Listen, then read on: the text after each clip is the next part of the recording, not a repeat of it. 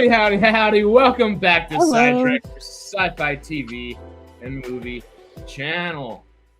I definitely didn't think I already had our faces in there, and I definitely didn't say that intro twice. I don't know what you're talking about. All that being said, we do have some interesting stuff to discuss with y'all today. You see old Rocky down there in the corner. You see old Oscar over there in the other corner. There were a few things that happened in the world of movies this week. Some good stuff, thankfully. Yes. Obviously, the Oscars was last week, and we talked Chevron Awards, Saturn Awards, a little bit of Oscars, and so on and so forth. If there is any discussion that we want to have about that, y'all start firing off in the chat, and we will. I don't think that's going to be our primary focus of the day, if I had to guess. Because, like Blitzwar just pointed out there, chill in! Hey, if you're not doing much, you're always welcome, man. But Blitzwar just pointed out it's a great year for sci-fi.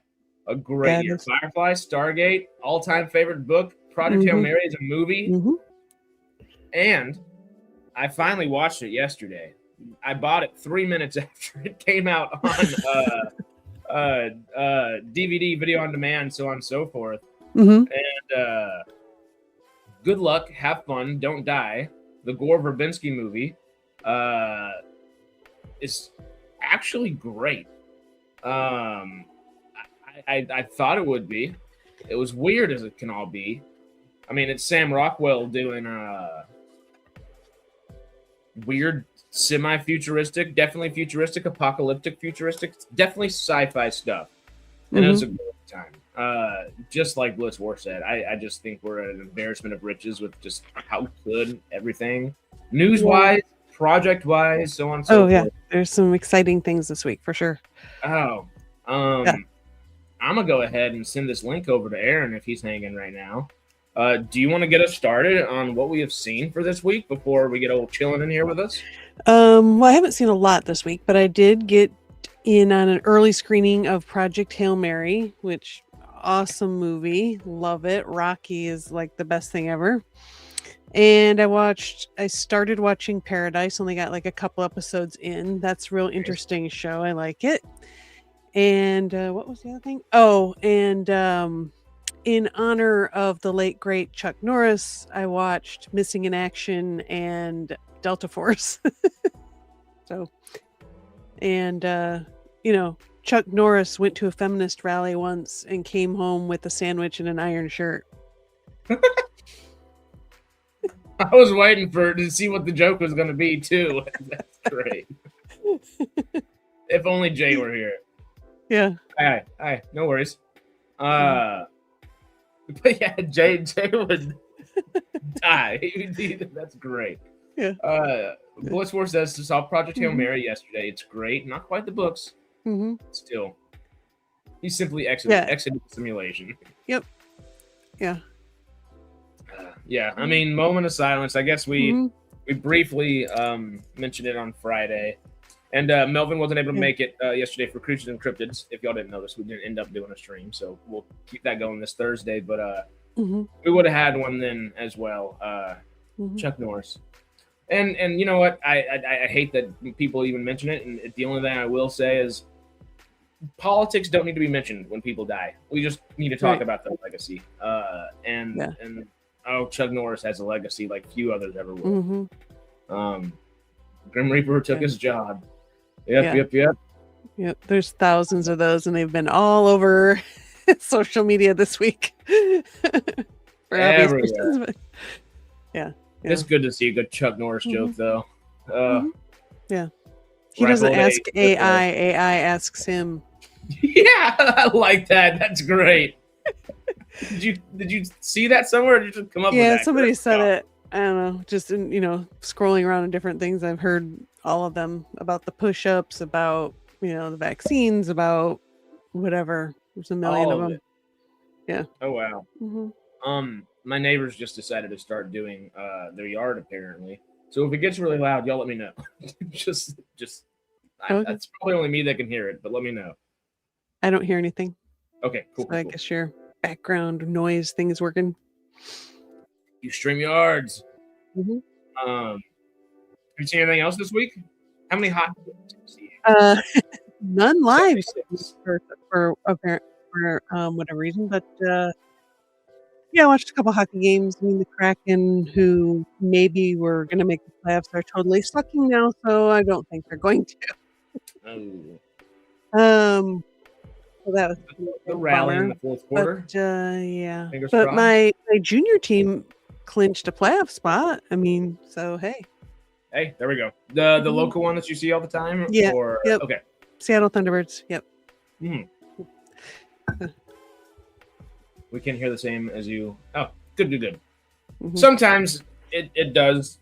I just feel it's better to double check than just hope for the best sometimes. Oh, and let's not forget Nicholas Brendan. Yeah. Rest in peace. That was Right. sad as well. We had a little He's from Buffy. That quick guy. chat about that. Okay. Yeah. It's. I don't even necessarily want to mention it. I don't necessarily want to be cynical either. Mhm. I just don't. The actor seems to have not had a whole lot happening professionally in his career for a long time. Mhm. And there are a lot of, I guess, cases and instances of him spiraling kind of throughout time. Mhm. It said he passed away naturally in his sleep within a week of the Buffy reboot being canceled. I don't want to be cynical. I really don't want to be cynical, but my gut just says otherwise, and I that just hurts my soul, one way or another. Whether it was peaceful or not, guy's too young. Could have had a great career of the industry he chose ahead of him. Yeah, he was the same age as me. So. Yeah, just too damn young. Like it sucks. It really sucks. But on the fun note, anything else did you see this week? I didn't know how to transition out of that. I was like, that's about it. Just usual. Our little Farscape YouTube videos of various things. And thankfully, Farscape was a little bit better this week. Yeah, thank goodness. Yeah, season 4.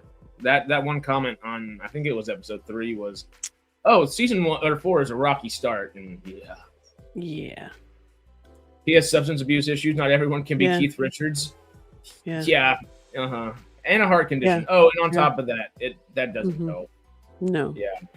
Lots of substance abuse. He wouldn't have been in it. But you wouldn't. You would think he would probably be getting his hopes up or something. I don't know. I don't want to speak for anybody or assume too much or anything. Right. Hopefully, the family is grieving in the way they can. Same with Chuck Norris and so on and so forth. Hey, for old people that actually are, God, I don't know how to transition out of death conversation well. Old people that are still kicking. I just saw Bill Shatner just celebrated his 95th or 96th birthday, one of the two. Yeah, I know. It's like he's and like that guy still looks like he's in his 70s. I mean, I just saw him at Emerald City Comic Con. He's still, I mean, he still looks pretty good and getting around. And I mean, I did see him, like, he does use like one of those little scooters when they were taking him to where they're gonna do his autograph signings or whatever. I saw him go by on one of those. Which, but I don't blame him. I mean, gosh, you're like almost 100 years old. You probably, walking a lot probably isn't great, but he looks good for how old he is. He doesn't look like a shriveled old man or anything, Not at all. He looks like he's in his 70s. Right. And he's still, he said, I went to his panel, taught, I mean, nothing wrong with his mind either. He's still like doing really great. So. Well, the fact that the guy can still not just go sign a bunch of things and get out of Dodge, sits up on a panel and helps not just run a panel, but help lead it. It's it's doing all right. Doing all right, it seems. Yep. That being said, I'll kind of speed run through what I've seen for the week because I know this section we can talk and ad nauseum about it. I did, of course, watch Farscape with you on Monday. Yep, I always forget to say that. The Oscars was after we watched everything last week, and I actually thought it was decent. I didn't really agree with most of them, but also I saw completely why the ones that awarded were awarded. I love One Battle After Another. Thought it was a good movie, but Paul Thomas Anderson, should have won for the 14 nominations he got prior to One Battle After Another. But you got to acknowledge a career like that, and I guess that night was the night to do so. Y'all know my feelings on Sinners and all of that. It's an amazing film, and I'm glad it won some of the technical stuff it did. Still don't necessarily think Michael B. Jordan, on a truly performance merit base, should have technically even been nominated. That being said, he might have had the best speech of the night. He had such a good speech. Michael B. Jordan is literally might be the most stand-up young performer in Hollywood. Him and Austin Butler, I feel like, are the only two like big head honcho actors that are still relatively normal, that are kind of like I could have a conversation with him on the side of the street probably. And they could still go up there and give these crazy performances that are just not life-altering for some people. People really, really, I mean, I don't know if I've seen a life-altering performance from either one of them, but damn, they've both gotten close a few times. Crockett and Tubbs. Miami Vice. Okay. Yeah. Hey, there's Miami Vice news this week, too. Wait, that's really? literally Michael B. Jordan and Austin Butler, isn't it?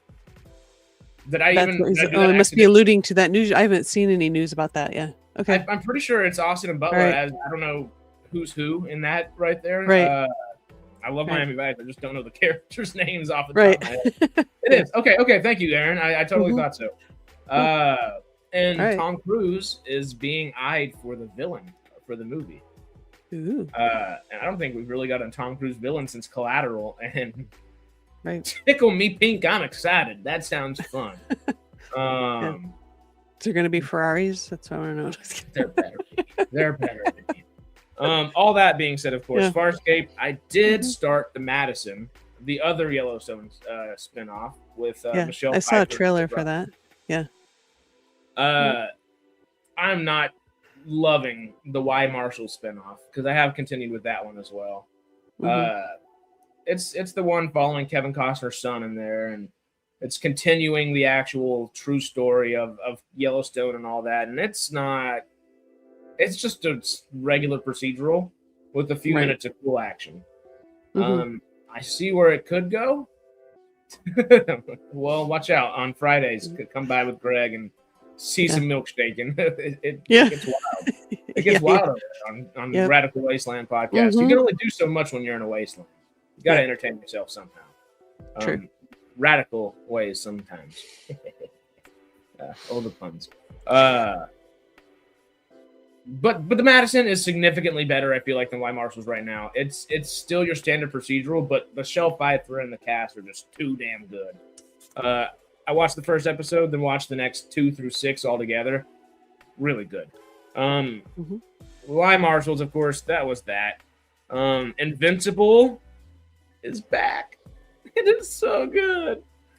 Season 4 episodes 1 through 3 were I think it got 100% Rotten Tomatoes for like its entry point, which it keeps doing every season besides season 1, which was like a 98% Rotten Tomatoes. Rotten Tomatoes isn't necessarily the best gauge for everything, but if it's that high and that good, I'm just saying. Finished the Madison for up to where they are. Then I also watched yesterday Good Luck, Have Fun, Don't Die after my roommates and I tried to watch it the other day, and they all watched it, but we started at 11:30 and I fell asleep promptly by about 11:45. So I didn't get to see much of the movie, so I had to rewatch it yesterday. And it was damn good. Talk about, like Blitzwars was talking about earlier, we're at an embarrassment of riches with sci-fi right now.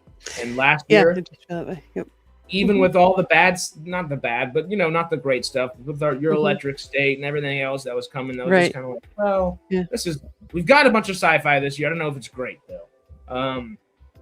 By the end of the year, I'm pretty sure most of the sci-fi was great with our Predator Badlands and so on and so forth. But, Andor was great too. So good. The bits I saw, at least. Oops. And you gotta finish it. I know. You're gonna love it. You gotta watch it. Okay. Anyway. I still feel bad about that one. But we're going forward with just so much sci-fi and the quality of it seems to match the quantity, and that's a rare thing. Yep. I'm sure there's a lot more sci-fi that's not the quality we're necessarily looking for coming out as well, but also if it's an embarrassment of riches if we're at this much quality sci-fi as well as just external sci-fi, peripheral sci-fi, you might say. I think we're doing it. So that's all we've seen for the week. What have y'all seen for the week or played video game wise for the week? I played some Star Wars Battlefront with my roommates one day. We were all kind of just exhausted, and it was an evening time before people were going to work, or everybody just got back from work, or just got done streaming, whatever's going on. Came in and we played some Battlefront for a few hours with one of our friends that came in and was painting furniture in her backyard. And that was a nice little respite for a couple hours, if I'm being honest. It was good to turn the brain off for a couple hours and not like let myself feel lazy for playing a video game for a little bit, you know? Right. But yeah, what have y'all played this week? What have y'all seen this week? What have y'all read this week?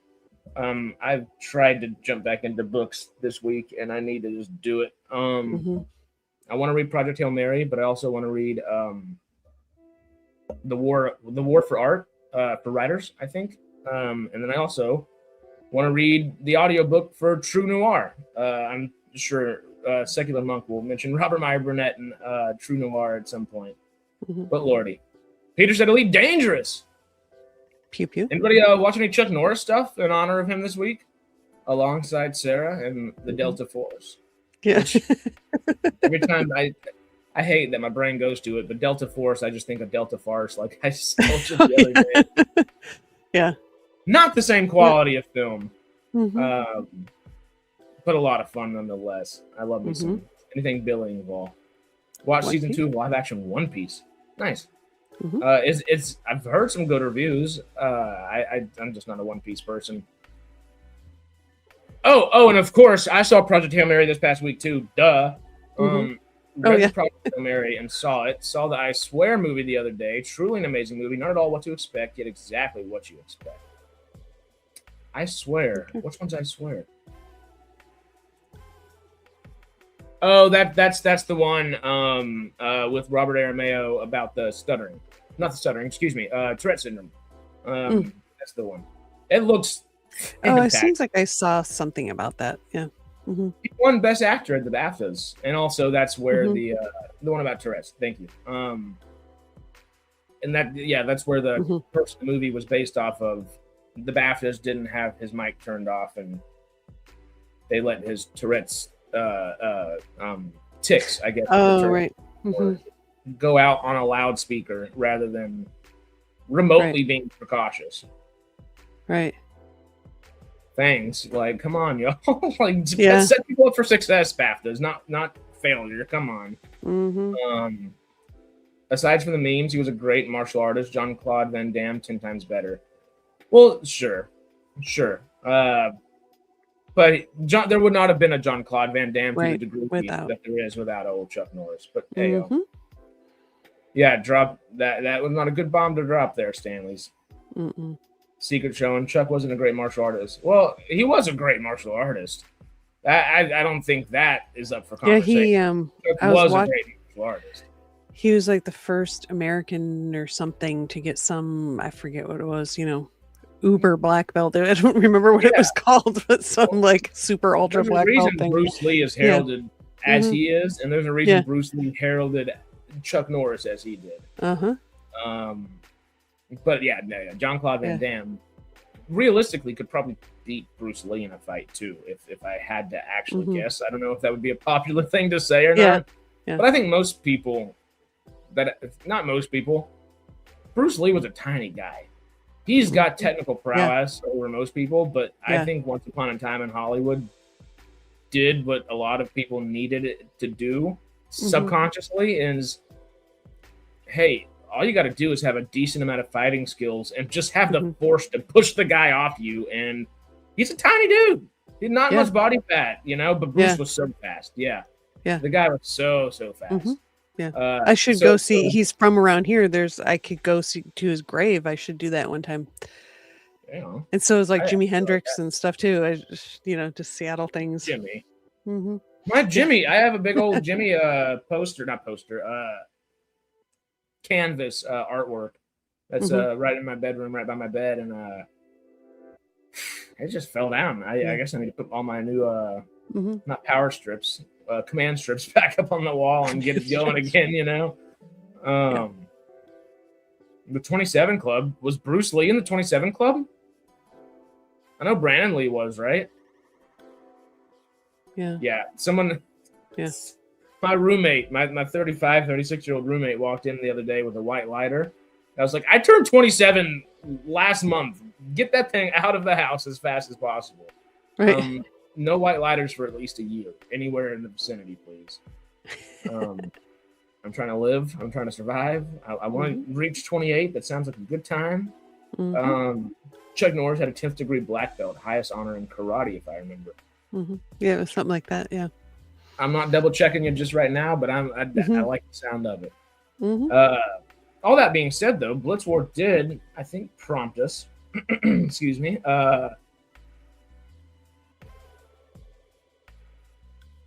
I'm excited. It sounds. If I can speak, there we go. Right. Oh my god, I'm so excited as well. What'd y'all think about the announced Stargate hires for after the current conversation ends? Well, new conversation is now, good sir.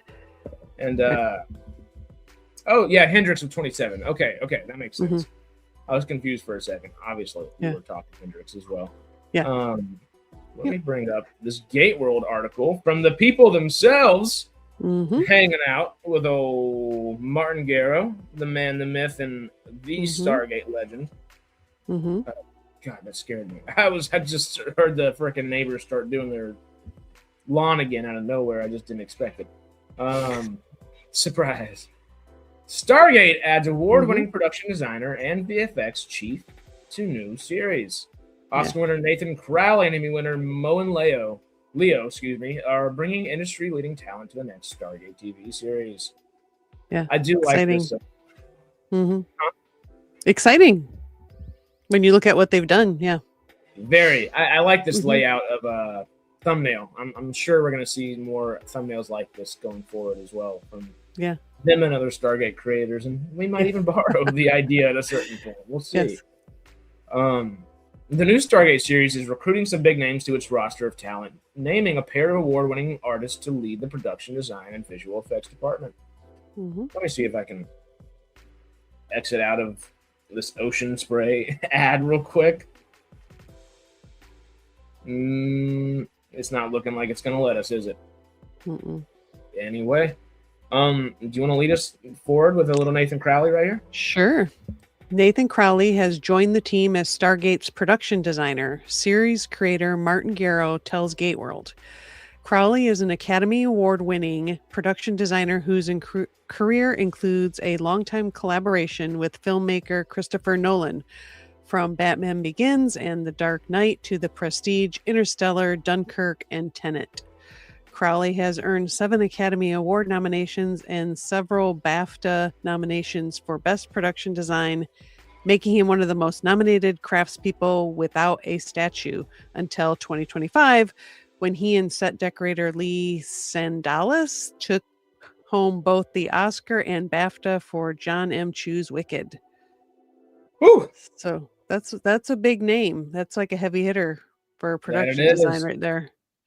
And I know that's Wicked in the background right there, but that just shows you the level of and scale the guy's ready to go to at a moment's notice. Which is pretty exciting. I think it just jumps into he did Westworld also, which is awesome. So not only is he a frequent collaborator with the one and only Christopher Nolan, he hangs out with his brother as well, Jonathan, who we have only gone in depth talking about the last few months with Fallout and the Radical Wasteland podcast. Yes. It is Jay's favorite film. I love it. It's so good. And most of the science is accurate. There is some theoretical science, but it is wrong. And it is wrong for him to say it's all false all the time. But I understand the riling up as I definitely don't get riled up over Peacemaker or anything like that. I don't know what you're talking about. We all have our things. We all have our things. Yeah. Well, he's not responsible for that. He just designed it and it looked good. So that's true. There you go. Well, out of everything he's done, just right here, actually, you know what? While we're right here, let me bring up Nathan Crowley. Correct? Just making sure. Yes, Nathan Crowley. Yeah. That almost sounded like a character at the same time. I was like, let me make sure I'm saying that right. Or I think about, wasn't there like some, I don't know, spiritualist named Crowley or something? I think so. Aleister Crowley or whatever. Yeah, or something. Whatever. I don't know. I think Ozzy Osbourne sings a song about him or something. Okay, so we're at the credits. He's been a production designer for 24 projects. Yeah. Going all the way back to the Ambassador, way back when. Out of all of these, do you have a favorite from the production design set of? Oh, that's kind of. Well, I haven't seen the Wicked movies because I'm never going to. But I don't know.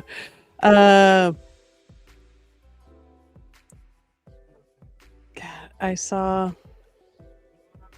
probably Westworld, and I know The Lake House is a chick flick, but I like it how it looks. The house in that movie is kind of cool. Okay. Yeah. Batman Begins. Obviously, the Batman movies also very good. Oh, the Keanu Reeves. It's hard to just pick one because, everything, there's a certain aesthetic look to it, and they all look so good. It's hard to pick a favorite one from that, just the design perspective,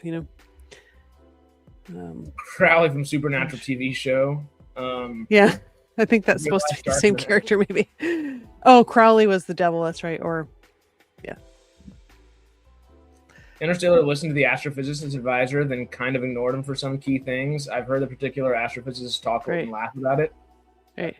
Ignore or make the movie they had to make it work is really the we can't leave that out. You can't just as much as I'd love to be scientifically accurate 100% of the time.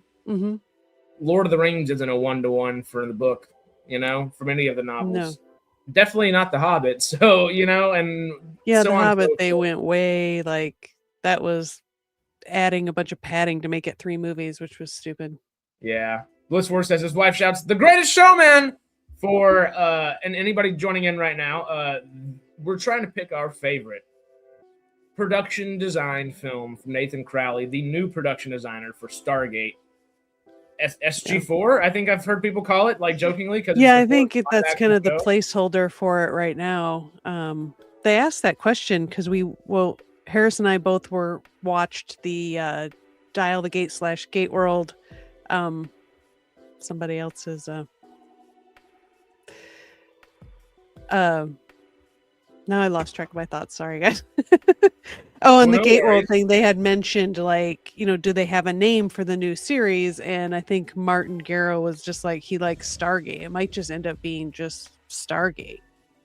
Nothing else. But we'll see. I mean, that obviously hasn't been decided yet. I don't love it because of the original movie titled Stargate, of course. Right. Yeah, it seems kind of. I mean, I get what he's saying, but I think it needs to have some kind of differentiation. I don't know if we'll see what they come up with. I don't think that's the final word. I wouldn't be surprised though, because I do understand the viewpoint of where it's coming from, but shoot, it's just not as fun. Yeah. Well, there are so many things here. I could go ad nauseum, and I will go ad nauseum about some of these there, but good sir. What is Nathan Crowley's best production design work from the great opinion of the one and only, the one man, I'm supposed to pick one from all of that? Are you out of your gourd? Scroll some. I had to mess with you. I was like, hold up. I didn't really pick one. I just kind of said what some of my favorite ones are, but they're all good. So from a production standpoint. Well, first of all, you doing all right? Yeah, I'm all right. I'm all right. Hell yeah. Cool, Mrs. Chilling tested positive for COVID the other day, but so far symptom free. Oh yeah? For myself, that is, yeah. Good. Okay, good. Yeah. As long as she's getting better as well. Getting there. Good. Getting there. Yeah, no, this Um, dude's work but is yeah, absolutely Some scrolling insane. for you. Hey, Yeah, he did First Man with good old Ryan Gosling last time he did an astronaut movie. Dunkirk, Waterworld, Interstellar. What the hell? Yeah. So we know. Well, it's cool. We see he's done like science fiction-y stuff, so he's familiar with how to do design for that. So that's great. 3 that stand out to me. Ooh, The Prestige. Science fiction. Mm-hmm. Yes, that's my favorite Nolan Yeah, movie. I that love one The was so good. Prestige. Prestige Yeah. is so good. Yeah. And I mean, just early stuff, Insomnia, Behind Enemy Lines, all that stuff was just so good as well. Wow. But I then think- you get into all this. Yeah. I think Amazon is serious about making this like a player, this show. You know? Well, that's good because Yeah, it's awesome. They need to make up for Rings of Power somehow. Right. It's exciting that they're putting this much into it. You know. Oh, Very it's exciting. so exciting. Mhm. Anytime any IP I love hires someone with a resume like this, Yeah. it makes me happy. Mm-hmm. It's just that good. Makes me just as fuzzy on the inside as I am on the outside.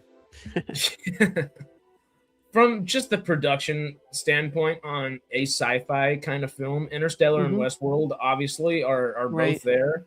But I would be remiss not to mention John Carter. I mean, it looked good. The best film or not. Yep. The production scale of the whole planet, I mean, is great. And for what he does with the Dark Knight world, all 3 times. Yeah. Has Nathan ever done a TV show? He does Westworld. Westworld. I think that might be it. He started off with some TV down here. Oh, okay. Falling for a Dancer. And The Ambassador as well. He's done a little. So not a whole bunch, but if he is the production design guy for this series, yeah, that's what we need to know. And honestly, First Man right here is good to see as well, and Tenet, because there is an element of spy kind of stuff going on in Stargate a lot of the time, and Tenet is a good spy thing. First Man's a good space thing, so he's got that kind of space vibe as well. Solid. It's solid. I'm a fan. Yeah. I am a fan. Me too. This is do we have anything else? I just off the top of our heads about Nathan Crowley in general, because no, I think his resume speaks for itself. You know, so. What she said. Yeah. Yeah. When you have a resume that good, there's not a whole bunch to add besides just oohing and gooing and some gushing. And we can do that all day. And I want to keep doing it for a few years after this stuff keeps just coming out, you know? Yeah. Blitz Wars, I'm kind of with you. Yeah. Yep. Stargate Command is just keep it simple, stupid. It was already planned, and it would almost be nostalgic in a sense for them to do that. Well, yeah, it would. They're giving flexibility to even bounce around with a bigger cast and stuff too. Yeah. It's such a broad thing to talk about that it does help. So, moving next. On to the next hire. Leading the VFX team is Moen Leo, whose work as a visual effects supervisor at ILM Industrial Light and Magic's London and Singapore effects houses. That's all you need to say. Hey, I was a supervisor at ILM. You're hired. London and Singapore. I mean, that's 2 large markets. The European market and the Asian market. He's just in charge of them. Not much. Yeah. So he did, of course, The Martian, Ant-Man, Deepwater Horizon. Leo was nominated for an Oscar for Best Visual Effects for 2016's Rogue One, a Star Wars story, which just looks so good. Yeah, it does. It's stunning. Very, very stunning. As part of that team, he accomplished 1,700 VFX shots for that film. On television, though, he subsequently served as visual effects supervisor on season 2 of Lucasfilm's Andor, which also looks so good. Yeah. Winning the Emmy for outstanding special VFX in a season or a movie. His Star Wars credits also extend to video games as creative director for ILM and Lab. I'm not familiar with LAB's work on the Star Wars VR series Vader Immortal, for which he created the story. Oh, no way. I've watched Oh, gameplay for sweet. that. That is sick. Me Fate too. of It's Immortal is literally dope. the only VR game that I would want to go buy a VR set for. Yeah. It's Yep. I don't know. Have you seen the Deadpool one? Oh my god. Look up some gameplay from the Deadpool VR game. Oof. It's amazing. My roommate has one, and he's trying to get me to do it. I don't know. I haven't sat down to do it, or I guess stood up to do it. Whatever you do with VR. Leo originally joined ILM in 1996 as a technical director and effects animator, where he contributed to blockbuster films such as Star Wars Episode 1, The Phantom Menace, and Pearl Harbor. Again, might not be the best movie in the world, but damn, it looks good. He then joined ESC Entertainment to work on The Matrix Reloaded and The Matrix Revolutions before returning to ILM and having the illustrious freaking career that we just read right there. Right. They are hiring some people with some severe big D energy right now. Yeah. Yeah. Amazon said we are not playing around. These are dudes they aren't playing. Yeah, they're going all in. These are dudes that can just walk in and metaphorically just thump it on the table and be like, "What?" Yeah. Yep. Exactly. It's like, I mean, like Sarah said, you don't really have to say anything past their resumes just to be not just excited for their work and what they're going to bring to it, but freaking Stargate as a whole again. Right. The one thing that we did kind of mention on Radical Wasteland after we stopped talking about Pluribus and because we tried to start talking Stargate for a second, but Pluribus is just so damn interesting. We kept going on the show that we wanted to talk about that day anyway. Surprise, surprise. But of course, when we got into Stargate, we kind of started talking about it a little bit. Yep. The one takeaway that might be negative, quote unquote, from all the news that we got on Friday morning, which was great for the vast majority of all of it. Yeah. The one thing they did not say that they did say, reading between the lines, if they're hiring Nathan Crowley and Mo and Leo here, this is prestige TV. This is not Monster of the Week. This is not 22 episodes. This is not 20 episodes. This is not 18. This is not 16 episodes. Oh, my fingers are crossed for 12 episodes or 13. Right. But this is 8 or 10 episodes. Could even be 6. It better be at least 10. Yeah. With the team that's on board, it could be 6. You hear me, Amazon? 10. 10 would be 10 at least. 10 or 12. Listen up, Bezos. 10. Yes. Minimum. Don't give me this 8 or even 6 episode BS. 10. 65-minute long episodes. And that is another good thing that he did say. Martin Garrow and Joseph Malazzi, while they were sitting there, were saying, well, because they were asked the question, is there a specific time limit or something that per episode that they're shooting for?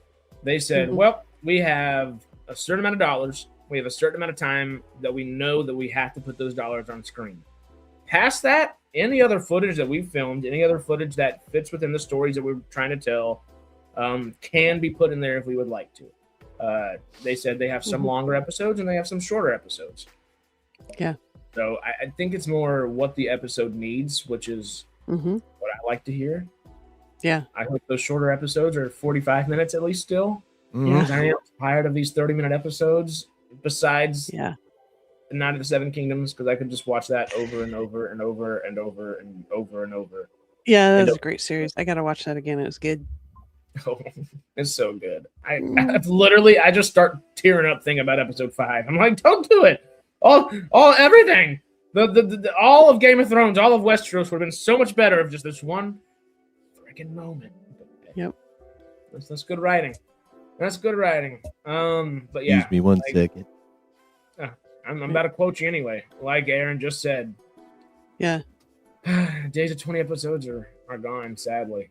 No Catherine, 10-minute webisodes. That'd be good at least. I wouldn't mind it as extra content, So that would be nice. I wonder if they will do an official podcast. There's all these shows that do official after podcasts, and hey, what do we have to do, right? Hey, Amazon, Bezos, Garrow, whoever. Yes. We are so totally willing to help you with a podcast, and we will put on the most professional face. We won't cuss. We'll put on our pretty faces and polite smiles and everything we can for you. Yeah. But my assumption would be they already have a Darren I'm sure David taped into the I know. I'm just but I mean, well, we'll probably do our own anyway. So hey, one way or another, we'll still be Stargate Outpost in one way or another. Yeah. Stranger Things style runtimes would be great. If they're going to do only 8 or 10 episodes, or 12, 10 or 12, hopefully, come on, please. That runtime would be great. And if the shortest episodes were 44 minutes, then I could get on board with 44. If there was only like 2 or 3 episodes, or 1 or 2, not including credits. Yeah. Amazon MGM. Actual showtime. You show Can me. You say it 10 times again, and each time increase the level of loudness. Not including and then credits. Put it on post. Not including credits. Not including credit. Not including the credits.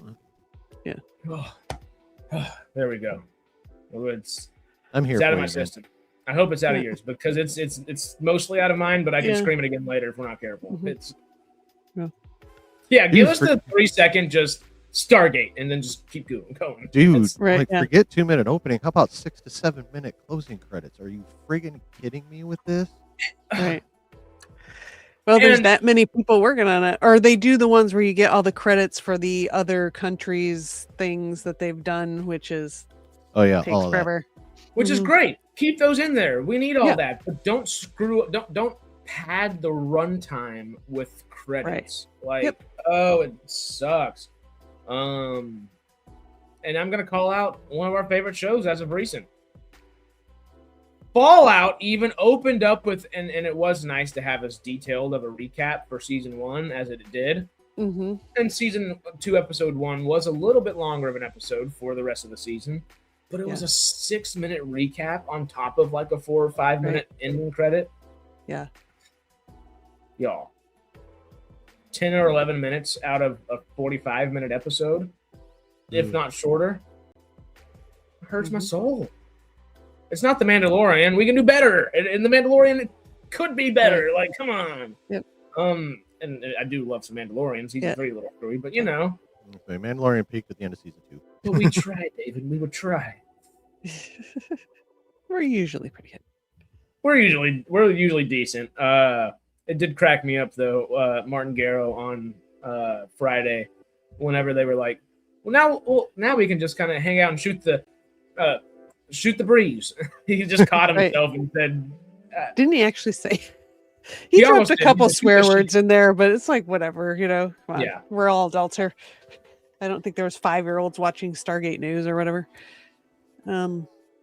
If there are, they should be on Stargate Infinity, and they should. Exactly. I was about to say watch our Stargate Infinity stream, but that probably has more cussing than the entire show put together. So maybe don't do that one. Yeah. I've only loved one opening credits, and that's the Game of Thrones opening credits. Oh yeah, that's always great to watch the world be built. That one, I really do like the Evil opening credits too, especially the later seasons of Evil when it's just kind of screwing with you, because they know it's like a demonic show to some degree. So they're like, well, if you skip these credits, you're going to be possessed or something, and then they just kind of screw with you in the credits. It's just fun. If you're gonna do it, have some fun with it or be creative like Game of Thrones. I'm with you, man. Or do it like frickin' A Night of the Seven Kingdoms did and completely just turn that on its head. Right. And turn it on its brown too, I guess. It would be the way they opened up the series. I blame the popularity of the GOAT version of that theme for Love and Thunder. Right. You blame it on what? I blame Love and Thunder's GOAT screaming on the GOAT version of Game of Thrones that was so popular for a while. Yeah. Got stuck in Taika's head. He's like, "Oh, it was fun then. It'll be fun now." No, it won't. It really won't, Taika. That was horrible. The GOAT screaming is so bad. Yeah. I liked Enterprise opening credits so I could listen to the song. That's for It The is- Expanse too. I like that opening song for Expanse too. It's good. Actually, like having in my, I added it to my playlist of music. Well, while we are talking about just like the expensive and expansiveness of Stargate right now, it is prestige film, it's television. Excuse me. Yes. That being said, is this a worry for y'all? I mean, we have the No. best in the business to make it look good and do so at a high budget, but as efficiently within those dollars. You don't find people that are better at working within the dollars they're given, essentially, in the industry. That's exciting for me. I do wish it was going to be leaning towards that 16, 18 episodes. Right.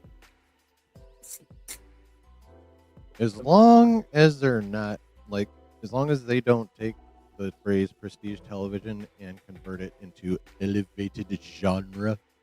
Yes, agreed. Like, Right. please don't freaking do that.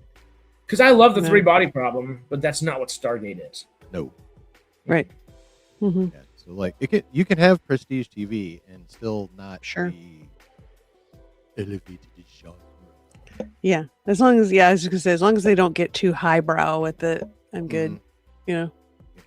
I mean, Yeah. there's I'm- the grounded down to earth element is like what really makes it good. Yeah. And I think we have the And- people that know that voice and are going to use it. So, yeah. There's a little room for some highbrow too. I mean, the Oh, yeah. the, Sure. I'm not saying not the none. Ori, but Yeah, the I ancients mean- are a little highbrow to a degree, Right. And they're almost treated like highbrow because they're kind of they're either the most sci-fi thing or the least sci-fi thing in Stargate, according to how you think about it. You know, Yes. are they just magic angels in the sky? Because that's not all that No. sci-fi. But if they are a No. corporeal being that has learned to develop the Mhm. soul rather than the physical body and go into that Yeah. kind of thing, they are very Mhm. sci-fi. Yeah. Nonetheless, I think that's where that element of they Right. are just naturally we're better than now because we've reached this state of enlightenment anyway. Yes. The only one that's not like that's Oma Dasala and Daniel Shanks, of course, Mr. Michael Yes. Jackson. Start that again. I had to. I was like, well, shoot. We had a little fun with that on Friday. It's not something I think I'm too worried about. I think David just said he's not worried about it either because they did say they're going to have Right. a similar sense of humor. Oh, thank Yeah. And God. with Garo, Malazzi, and company Yep. back, And they also seemed very perfect. paying attention to detail of canon. Like they said they use Gate World themselves to check factual things. Like, so they're making sure that they're, crossing the T's, dotting the I's on what has happened before and what they're doing now. It's, they're making sure it's all like there's a consistency there, it sounds like. So that's great. Which is awesome as well. Mhm. Like, Mhm. obviously, Gate World and Dial the Gate have been just a perfect amalgamation of Mhm. lore keeping since the show and while the shows Yeah. were going on air as well. And it's fun that these creators are Mhm. well shit, it's been 15 years or 18 years since I've thought about it a lot since then, of course, but Right. it's been 18 years since I put a pen to a paper, or 15 years since I put pen to a paper. Right. What is the intricacy, or like how does this work like on a day-to-day within the universe we created again? Yeah. All right, well, I could either go back and watch the episode and go find my notes from 20 years ago, or go ask the studio and go find Right. some like assistant that has the Bible and can read it Right. for me and go through that whole process. Right. Or I could just look it up on YouTube and take 10 minutes and then I can keep going. Yeah. And the lore keepers are wonderful Mhm. for that. Thank you, David, and thank you, Darren. Thank Mhm. you all. Helping Stargate actually streamline its process back Right. onto our screens, which is a beautiful Yes. thing. Yep. Oh, That yeah. was the whole point of it, I We're all think. Yeah. appreciative. Yeah. Mhm. Yeah, as I swore, I was Sure. like, I was gonna not Mhm. swear right there, but Mhm. we're already in it, so here we Right. go. I'm from the swamp. What do you? I say? do swear myself, but I think whenever I'm on here, it's like the swear switch in my brain goes off. I don't know. I just don't even. Wait, you have a Switch? was about to say, Yes. give it another year and a half, 2 years. I think all of our switches Yeah. are just gone. Well, if we I were don't- in I- everyday life, you would hear different things. For just whatever reason, my brain just somehow knows, like, don't swear. It just doesn't even like come to my brain when I'm on here. I don't know why. But No, I I guess have it's to- not a bad thing, but Lucky. Forcible self-editing. yeah.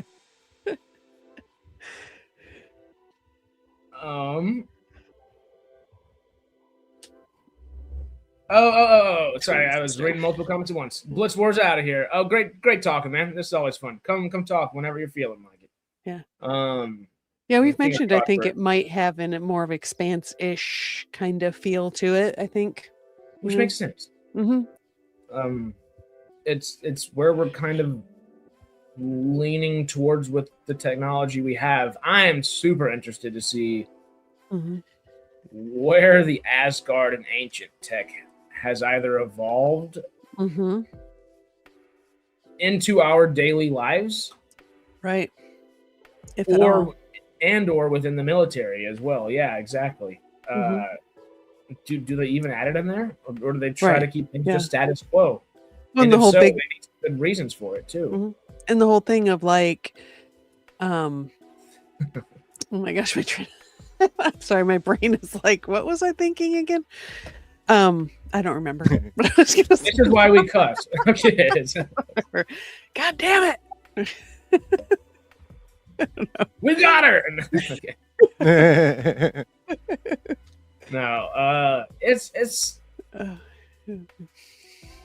I feel, even though it's not necessarily what we were wanting episode count wise, and that was just a big thing, Mhm. just the names being announced and the teams that are Mhm. working on it that we know that are working on it. I Yes. feel. I mean, there shouldn't be a weight on any of our shoulders necessarily. We're not involved with Mhm. it, but we talk about it so often that it does lift Yeah. like a weight off our chest, not our shoulders necessarily, but that weighing down feeling is just kind of like, ooh, Right. I mean, just Okay. every step so far seems like they're doing the right thing, and it's just okay. What's that end result going to be? And I You remember would- the thing I forgot earlier, which was, is the bigger thing of, is the gate a secret or public knowledge? I know Brad's part of the team, and Mhm. yes, he should be. It's Brad freaking Yes, right. yeah, yep. But I hope they don't go with his idea of letting the gate be known to the world. I find it so much more interesting keeping the Stargate secret and letting spacefaring slowly work its way into society. Yeah, Rather than I agree. we've got a magic portal, boop, kind of. It's Yeah. like Yeah, now everybody fight. Essentially, it's yeah, we've got that's this what I now. think too. It's like The world that's- destroyed itself to Right. get this. I feel like if they're going to do the gate is public, then the show's going to get bogged down in a lot of this political minutia over it. And I don't Which we've really already want seen that with to Jonas happen. Quinn's Yeah. Homeworld. Mhm. Jonas Quinn's Yeah. Homeworld is we've seen Yep. it play for play Mhm. already. I don't feel like it's necessary now. Yeah. No, But 100% agree. Mhm. And like I also- Lead Farmer said, Yeah. what do y'all think about this? Sorry, I didn't mean to cut you off, Aaron. Oh, you're good. Get real. There's no more major wars. That's right. Yeah. Uh, It's a fine idea, but never will happen. that's a little too Roddenberry. Hmm. This, I think Oh, that does get Star Trek-y quick. Yeah. that's very Roddenberry. But Mhm. I honestly think we wouldn't be like feel. You were talking about having that weight lifted off our shoulders with these announcements of who's in the production team and stuff. Mhm. We probably wouldn't feel so relieved or so worried in the first place if we hadn't spent the last half decade or more watching a lot of our favorite IPs go. Yeah, I agree. Yeah, that's You know? that's the thing of like, is that going to happen with ours too? But Exactly. It's the like positive you could take is that they've learned from that and are going to Yes. be more careful with it. we Hopefully. hope. Say Yeah, we hope. We still need hopefully. to see. I'm still waiting on evidence that Hollywood is learning about this yet. Yeah. Hopefully, this will be Mhm. the first bit of evidence for us, or one of Mhm. the Well, earliest honestly- bits of evidence, anyway. Would you not say Amazon and Prime have kind of shown a little bit of that evidence? with some of their shows, like Invincible, The Boys, and Fallout in particular. Yeah. I think those three are kind of the only three shows that I can reference that like truly listened to fans and done something about certain elements of their shows. Yeah, I mean there are sporadic examples for sure, but like overall, Hollywood still has an issue. Is Amazon maybe the best one about it though? And should that give us a little hope? Current. Weird to think about. Amazon and HBO. I'd say. Oh, because I was going to say Amazon and Apple. Interesting. Oh yeah, well, Apple as well too. Yeah, for sure. Yeah, well, by reputation, I have never have Apple, so I haven't watched. Would you even say HBO? Because I mean, I don't want to necessarily single it out, but I mean, they're still going forward with season 3 of The Last of Us. Like, are they really listening to people for their TV shows all the time? Obviously, they got a Night of the Seven Kingdoms. Yeah, but that almost feels like it was maybe just HBO, we'll try it. Now that you mention it. Yeah. And also, Stanley's brings up a good point. Yeah. Yup. Yeah. Wheel of Time, Rings of Power.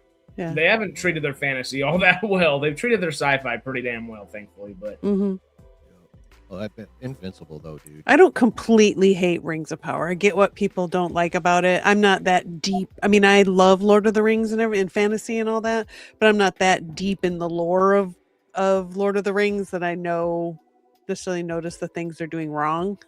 Particularly. But yeah, See, I mean, it looks beautiful. I mean, it looks so good. It looks amazing. And I'm with you. I still watch it, and I still enjoy it to a lesser degree than I enjoy most shows, but I'm not hate watching it. My frustration comes from watching it and knowing the lore well enough where it's like,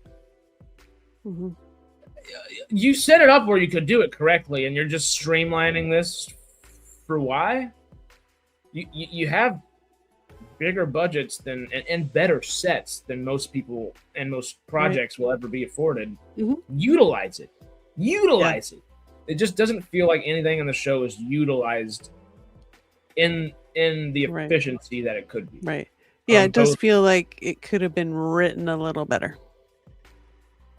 Big time. Yeah. Yeah. I still don't understand how is it Patrick McKay and JD Payne, I think, are the showrunners. This is their first thing they've ever showrun.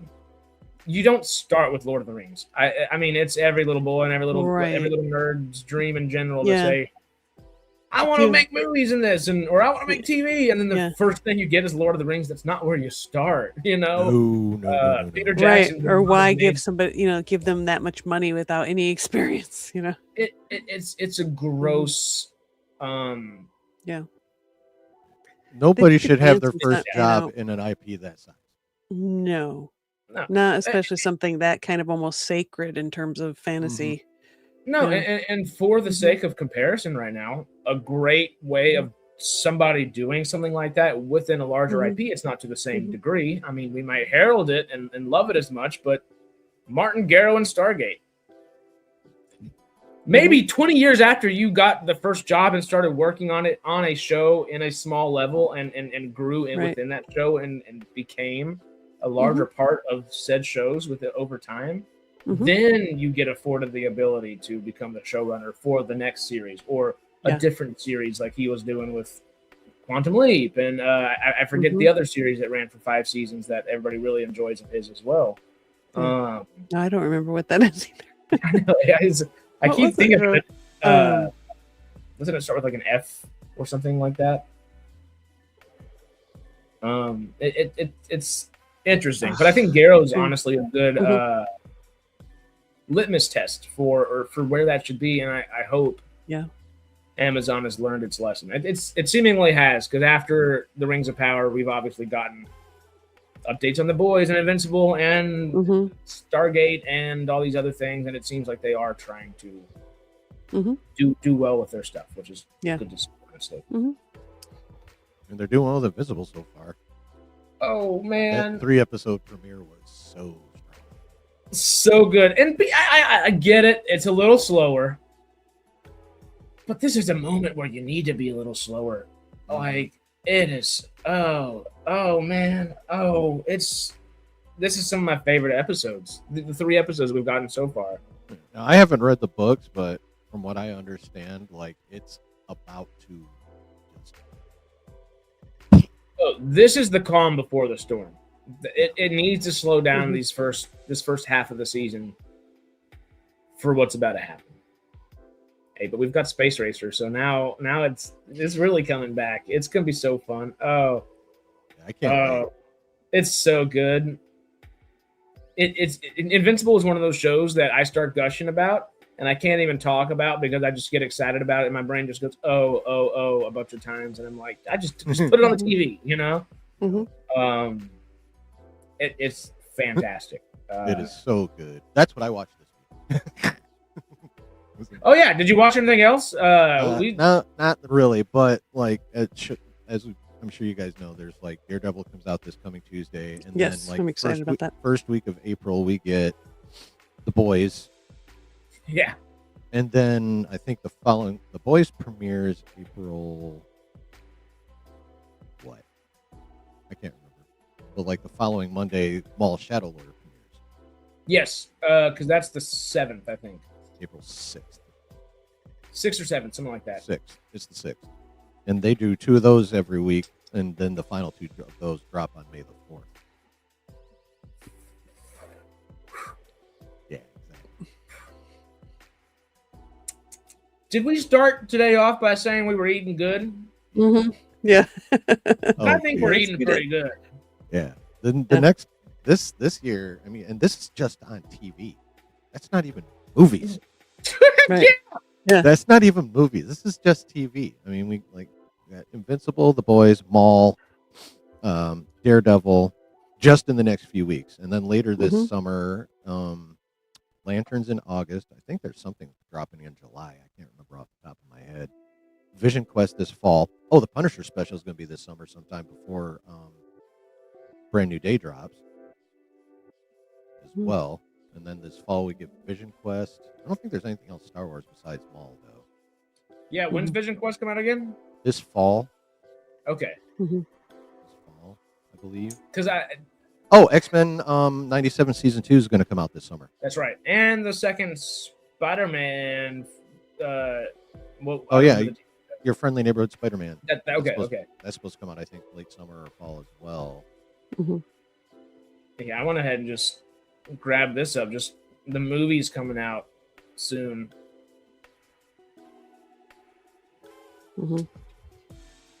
Oh, Spider Noir. Spider Noir, Nick Cage. Yeah. That's Noir release date is May 25th. My watch party schedule is insane. That'll be great. Yeah. Like, I'm not watching Maul on Mondays because I'm already going to be watching Daredevil on Tuesdays. So I'm just putting those 2 together on Tuesdays, and it'll be Invincible and then Invincible and The Boys on Wednesdays, which is really weird. I don't know why they're putting 2 of their monster shows on the same night. Yeah, that is a little odd. Maybe they think they will get a bunch of people doubling up to watch back and back, and they probably should. I mean, if it's my favorite saying, or one of my favorite sayings, kill 2 birds and get stoned, you know, it's great. Yeah. The Third Parent. Have you all seen anything about this one? No. Nada. It's a little sci-fi Rob Lowe. with Rob Lowe. I think I've only seen like Rob Lowe descriptions about it. I don't think there's a trailer or anything, but it does. Amidst the 4th of July celebration, a disturbing figure named Tommy Taffy emerges, disguising himself as a human to infiltrate a suburban neighborhood and impose authoritarian rule over an unsuspecting family. Rob Lowe playing an alien that's taking over stuff. That sounds fun. That sounds interesting. Straight to streaming, which is now the equivalent of straight to DVD. Yeah. The drama, just this cracks me up. The whole Robert Pattinson and Zendaya being in 3 movies together this year. Oh yeah, that The Odyssey and Dune 3, right? Yeah. And their characters are a little more close to each other than Zendaya and Tom's and most of them, which is pretty funny. But yeah, we are getting good movies here soon. Tom's sitting in the background while they're filming that. Like, What? get off my Kool-Aid, dog. Ew. Beach, yes. All right. Oh, woohoo! I'm actually excited for the Mummy, the horror version of the actual Mummy story. Oh, I'm excited for the return of Frasier and Vice. That as well. That as well. I am so stoked for that. I love those movies so much. Yeah. Oh, this is releasing in the U.S. On April 24th. Wow. Yep. That's cool. Oh yeah. Well, we are eating good, y'all. As we can see, Crispin Glover, as in George McFly, as in the same guy that's totally under a few legal issues for he's naughty. some things that he's a naughty boy. He's a naughty boy, and honestly, as much as I like Crispin Glover as an actor at times, he's made a career about being a creepy guy. Literally, he's a peeping Tom in Back to the Future, has consistently been kind of within the realm of that character throughout his career. Yeah. He's taken method acting a little too seriously. Yeah, and hey, everybody is innocent until proven guilty. But an eyebrow can be raised, and I think the eyebrow's been raised for a good long while on that. All that being said, we've talked some Stargate. We've talked a little Project Hail Mary. Have you seen Project Hail Mary yet, Aaron? No, I have not. Woo! That's what I in all of my various little internet bubbles, zero negative, not even a hint of negativity about that movie. Not even a hint. And it's popping off at the theater too. It really is. I saw some numbers earlier. It's now the biggest opening weekend of 2026. Which is awesome. Yep. Not surprising. It's that good. That's what I hear. I was like, this is gonna be one of the top movies of the year. That was like one of my first thoughts when my husband and I went and watched it. Yeah. For sure. There's one thing I'm disappointed about. I'm excited about, and I'm disappointed about. Project Hail Mary, and Dune 3 come out in the same year, which means they both can't win all the Oscars because they both need to win all the Oscars. Right. Oh yeah. I'm already conflicted. I haven't even seen Dune 3 yet, and I'm already conflicted. The Goss versus Timmy C.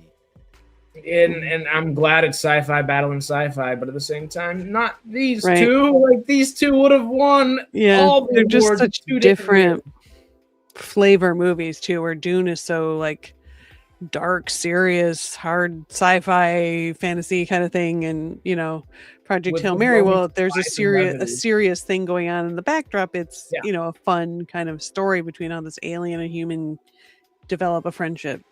Yeah. Rocky is the best thing I've ever. I want to go hang out with that species all day. Please. Saw the Oscars. It's the Chevron Awards they need to win. Yep. Damn right. That's damn right. Yeah. Someday. There we go. Hey, at least Stellan got a Chevron Award last week. Stellan Skarsgård needed a Chevron Award. They didn't get the Oscar for acting, and Sean Penn did a great job in one battle after another. But hey, I just want Stellan to win everything. Just give the Skarsgård all of it. Stellan needs a statue from somewhere, like real talk. He does. Him and Ray Fiennes, both of them. Yep, 100%. I love Stellan. Stellan's. His kids are pretty good too. Yeah. They have Ray Fiennes or Stellan Skarsgård? Stellan Skarsgård's kids. All right. Alexander. Yeah. Bill. Yeah. They got a little talent. Yep. Is Gustav is one of his kids too, right? The Vikings. Yeah, he was in that. Vikings, yeah. I forgot about him. The Vikings television show. Yeah. I forgot. He's great. I forgot about that Skarsgård. He's the sneaky one that's just like, oh yeah, I'm going to just don't remember me. I'm just going to come in there and terrify you with a performance every couple years. Just that's all. Yeah. Right. And beautiful Alexander. I know Alexander all the way back from True Blood. Yeah. Oh yeah, he's been around for a Cheerboard, long yep. time, and so is Bill Skarsgård. Oh, Murderbot. It's great. Yeah.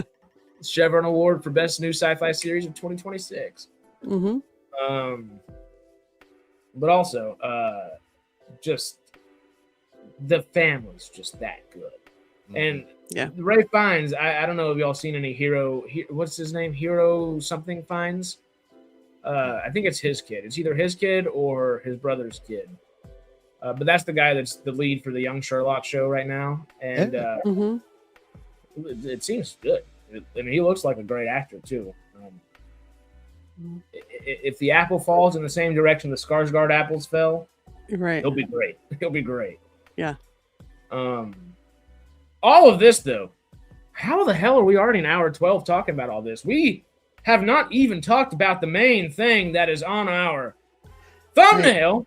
Yes. Firefly's coming back. Yeah.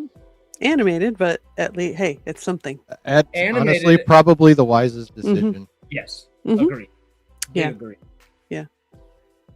It's set between Firefly and Serenity, which I was not aware of until I tweeted, and then I had about 8 different people say, "It's between the two. Didn't you listen to anything?" And no, I didn't listen to it. I read it and ran through it real fast, and I was like, "Well, okay, that answers that." Yeah. All right. That's cool though. Yes, that means what's his name is still alive. So that means Book and Shepard, I guess, and Wash are both alive. I love that that's the case. Ron Glass, the actor that played Shepard, is obviously passed away. And they said they'll recast and look for someone that can either mimic the voice well or, bring new life to the character. What do y'all feel about that? Does it really boost your levels of excitement? I'm with you, Aaron, where I think animation is the right way to bring it back. Yeah. Now that this is official, to some degree, they're still looking for a home. What are your thoughts on it? Is there a good and the bad, the ugly from the announcement that you can think of, just in general? Well, I think the good is that we're getting anything at all. That's a continuation of what we had before. Yeah. The bad is if it's just written bad. I mean, I don't know what ugly would be. I don't know, but hopefully maybe there will be some sort of like, soft reboot after, if the animated film does really well, maybe they'll do something like that. Yeah. Cool. If you were going to bring the original cast back, anime is the way to go because they're all like yeah. So, Peter, I like what Peter brought up. And Agreed. I'm going to tie it into something else. I'm sure you're all familiar with like the Buffy reboot getting dead over at Hulu, right? And I was listening to some people talk about it. I can't remember who it was. Watching someone streaming that I watched. Anyway, they were talking about like how like basically that script had to have been just garbage. And one of them brought up like because Joss wasn't around. Like, say what you want about him as a person. I mean, he's responsible for Buffy. He's responsible for Angel. He's responsible for a fair chunk of Phase 1 of the MCU. First 2 Avengers movies are Joss Whedon. Like he did a lot of uncredited script fixing for Marvel in Phase 1 as well. Like the dude has talent. I don't know what the hell happened to him with Justice League. I don't know if he was on a bender or something when it came to that. But like overall, though, the dude knows what he's doing. And if he started off doing something and you don't bring him back, good luck matching it. Right. Yeah. I mean, they got his blessing to do it, but I don't think he's going to be involved. I don't want to necessarily bog down the conversation in this part, but Joss Whedon is the pivotal example of and hey, the last 10, 12, 15 years of Hollywood has been screwy from every direction all over the place. Mm-hmm. But Joss Whedon is the epitome example of letting politics lead your life rather than letting your art lead your life. When he used to, hey, politics, like Greg likes to say all the time, is inherently baked into the art that we make. It's just part of it, you know? Right, wrong, indifferent, good, bad, ugly, all of the above, you know? That being said, whenever like Stanley's saying he's guilty of being a fake feminist, he can't go around saying, and I think that's what's really screwed him up was, well, I'm this, and this, and I'm leading the charge here, and I'm leading the charge here, and oh, this is really good. And behind the scenes, he's doing the exact opposite. And every single female actor he worked with in Justice League, and even some of the Buffy folks, and before then, all of the decades of career spanning, have started coming back and saying, dude, you're a shitbag. You're not what you pretend to be, and that's not cool of you to try to prop yourself up as that. And and hey, unfortunately, he's not the only one to have done something like that. There's a lot of cases, sadly. Yeah. And again, right, wrong, indifferent, good, bad, ugly, all the above. Some people do it for the sake of political brownies points. Some people do it for the sake of brownie points within the studios they live in and work within. Some people do it for social credit, and then some people are just like, screw all that. I'm going to make some art. Those are the people that are the typically the best. That's even a hard flung thing because that's how you also get like a Woody Allen or something like that too. And there is a line to toe and a bridge to gap in everything. Life is life. But I don't think Firefly or Buffy or anything Joss Whedon put his hands on should come back, if I'm being realistic. I think Firefly had its time, and it should have had more time, and it's looked on in a beautiful way because of the way it was given to us. It would be awesome to get as amazing of a crew and cast together. And I know I am younger than our average Joe watching SciTrek and hanging out with us. And I didn't grow up watching Firefly. I watched it a couple years ago for the first time in Serenity and loved it. But it's not some needle-moving sci-fi series. It really isn't. It was what it was at the time it was, and that was great. But Farscape and SG-1 had already done everything that they did in the entire series prior to it. And so on and so forth. And all this being said, I always sound like I'm just poo-pooing on Firefly. I'm not, I promise.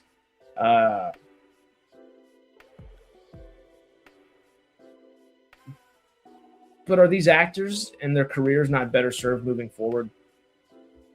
Is us as a fan base and an audience not better served with new stories and new worlds and new mediums sometimes? Or do we just eat the lowest common denominator as often as possible? Because as great as this could be, they don't have a home for it yet. And as excited as I am for Guggenheim and I forget his wife's name, that is honestly the more exciting producer on board. And yes, they met on Firefly, and yes, they've done some great work. Arrow went out with a slow whimper, and that's the team that's coming back and doing it. Right.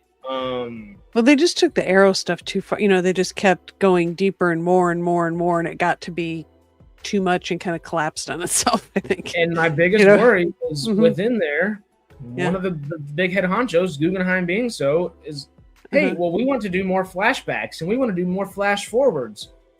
What happens when you're in the middle of a story you know is already finished with Serenity and you've already started with Firefly and you have the opportunity to do flashbacks and flash forwards? Is that what this show is going to be? Is it just going to be a bunch of animated flashbacks and flash forwards? And you're going to get a nice little middle story, and it's just going to feel like Book of Boba Fett animated, but for Firefly this time around, because that's what we're leading up to, if I'm being honest. I say something nice about Firefly, please, somebody quickly, because I don't want to be the negative here. The cast was just so great together. It was the lightning in a bottle thing, and I don't know if they're going to be able to recapture that. because that was just a certain thing at a certain time. It just hit just right. And I think the shortness of the series is partially the reason why it's such a big cult favorite, or I guess just favorite. It's not really cult necessarily, but yeah, I don't know if in an animated form they're going to be able to recapture that magic that was that one season, you know? Yeah. Are y'all worried about them bringing back Wash and Book No. or Shepard at all? No, I mean, as long as they have, they've gone to his family to make sure that everything's okay with doing that. Yeah, I'm fine with it. Yeah. Yeah, dot your I's and cross your T's and make sure, people are cool first. But, as long like, what was it? Val Kilmer's family gave the blessing that one movie to AI him up. Yeah. So, like, if they'd have done that on Aren't their they own coming out with the Val Kilmer movie with the AI version of Val Kilmer? Yeah, that's what I'm talking about. Oh, okay. Like, Val Kilmer's family gave them permission to do that. Like, if they'd have just done that on their own, I'd have been like, no. Yeah, I like Cash too, but I wouldn't have traded my morals for that one. I'm not gonna go see that AI Val Kilmer movie. It just seems like it won't be good. It just seems like as much as they could recreate him, it just kind of feels like it would be like a soulless version of him that would be creepy. Yeah. We'll just to go back to Firefly for a second. David asked, "It's live action or nothing?" Or I guess not asked. His statement says, because he said he's not really into it unless it's live action. Right. I There's think going to be a lot of those. Yeah, I think we all understand that the only way that they could actually bring this thing back, scheduling wise, particularly, because that's the big thing. All these guys, every single one of the cast members has not just serialized seasons, but those long procedurals that we've been talking about as of late. They still have the 20 episode shows, which take 6, 8, 9 months out of a year.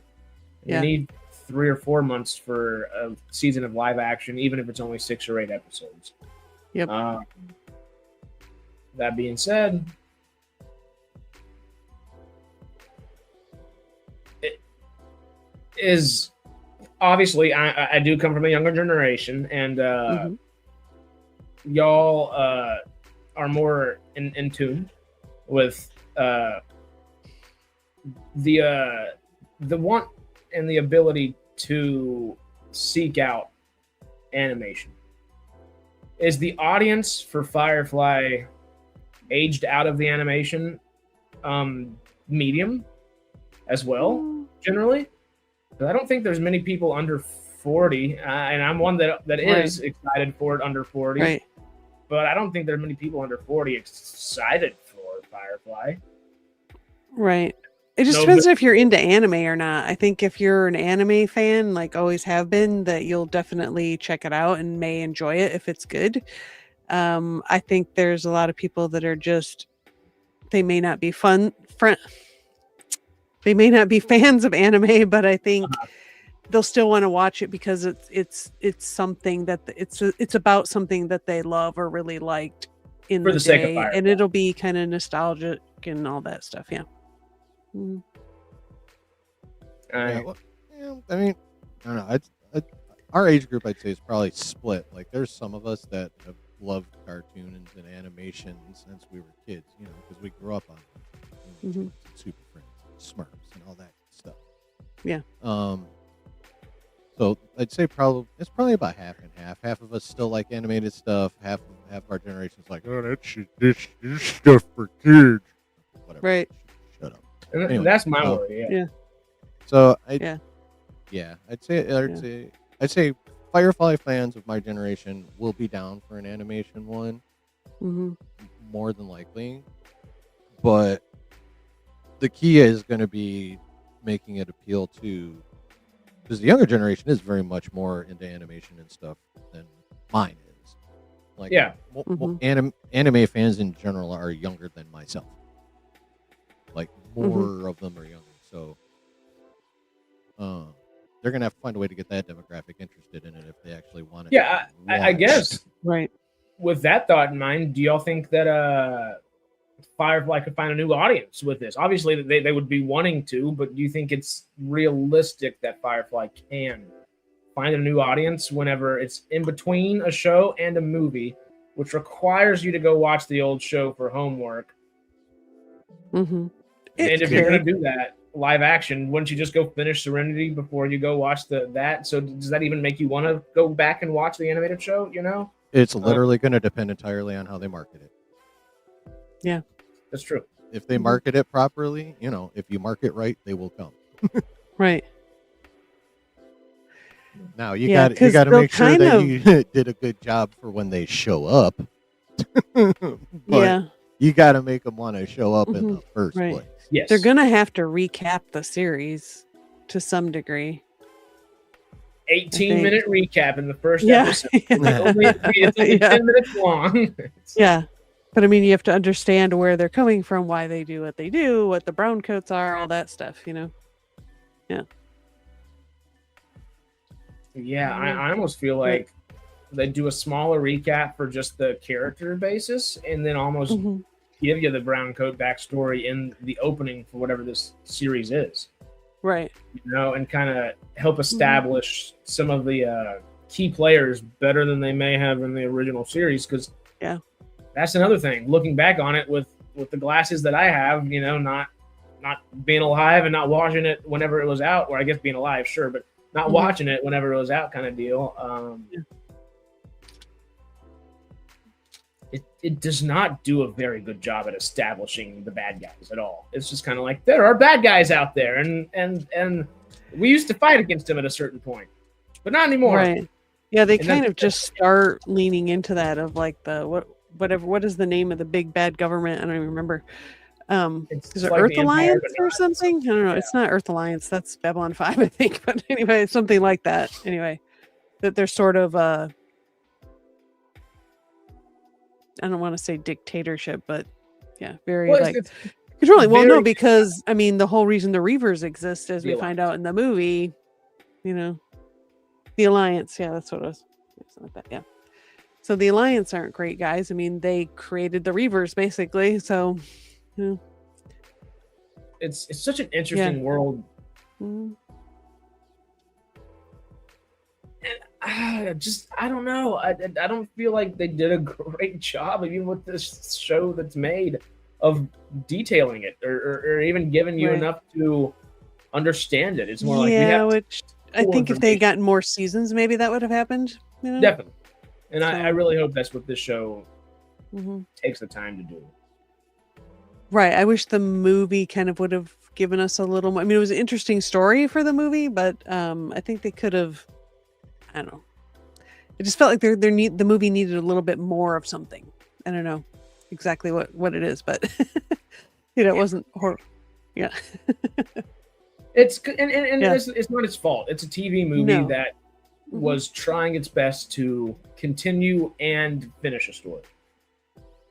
That's a tall order, and it did a damn great job for what its order was, but it didn't leave a whole bunch of room for another series or anything to continue. And now we're pigeonholing something in the middle. How much time is even between those things? How many missions actually happened? By the time we get to Serenity, we've seen that the crew wasn't necessarily together for a while anyway. So is half the series that we're going to have the crew just getting pissy at each other and leaving?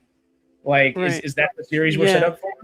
It'll be interesting to see what the story is. I mean, I'm curious enough that I will definitely watch it just to see what it is. I probably need to watch like the series and the movie again. It's been a minute, but Agreed. I thought since they're sticking it in between two pre-existing things, they would be crazy to even be trying to plan this for anything longer than 2-3 seasons at the most. 3 seasons at most? Yeah, I don't see how they could even try and fit more than that in. And I'm saying 3 seasons at today's episode count of like 8 to 10 episodes. Agreed. You know, like this thing has it's got a stop point like built in already. Yes. So. Well, they're probably gonna end up doing like an Andor. Like honestly, Yeah, don't that know makes sense. Right. don't know if it'll be like 12 episodes a season or whatever, but you know, Or, like, 2 quality. seasons. Yeah, 100%. Don't know if Mhm. they'll be able to pull that off, but that's to me that's the only formula they can really do, sandwiched in between things the way it is, you know. That's true. Yeah. I did ask Sarah a little bit ago if Mhm. to do the good, the bad, and the ugly for a new season. Do you have a good and bad, ugly of bringing back Firefly? Well, the good would be they do a good show and they market it well enough to get a decent sized audience to justify it continuing at least for a little while. The bad would be they did a good enough job marketing to bring people in for a little while, but then it ends up being crappy. And the ugly would be it just is just garbage all around from start to finish. Yeah. Yep. Yeah, I'm kind of with you on there. If I had to do a good, bad, and ugly with you, I'd say the good is the fact that the cast is just getting back. Yeah. The bad is that they are pigeonholed between 2 series with seemingly only a certain amount of time and space to actually fill out and pad out that story. Like you said to Aaron, I think that's only about 3 seasons tops with today's episodes count. Like, and if there's an ugly, it's the what audience are you seeking? You know, I don't know if they even have an audience that they're trying to go for besides the people that are willing to watch. And right. I don't know if that's it feels very much like it's for the fans more than it is trying to gain a new audience. Although I think they would like that to happen as well.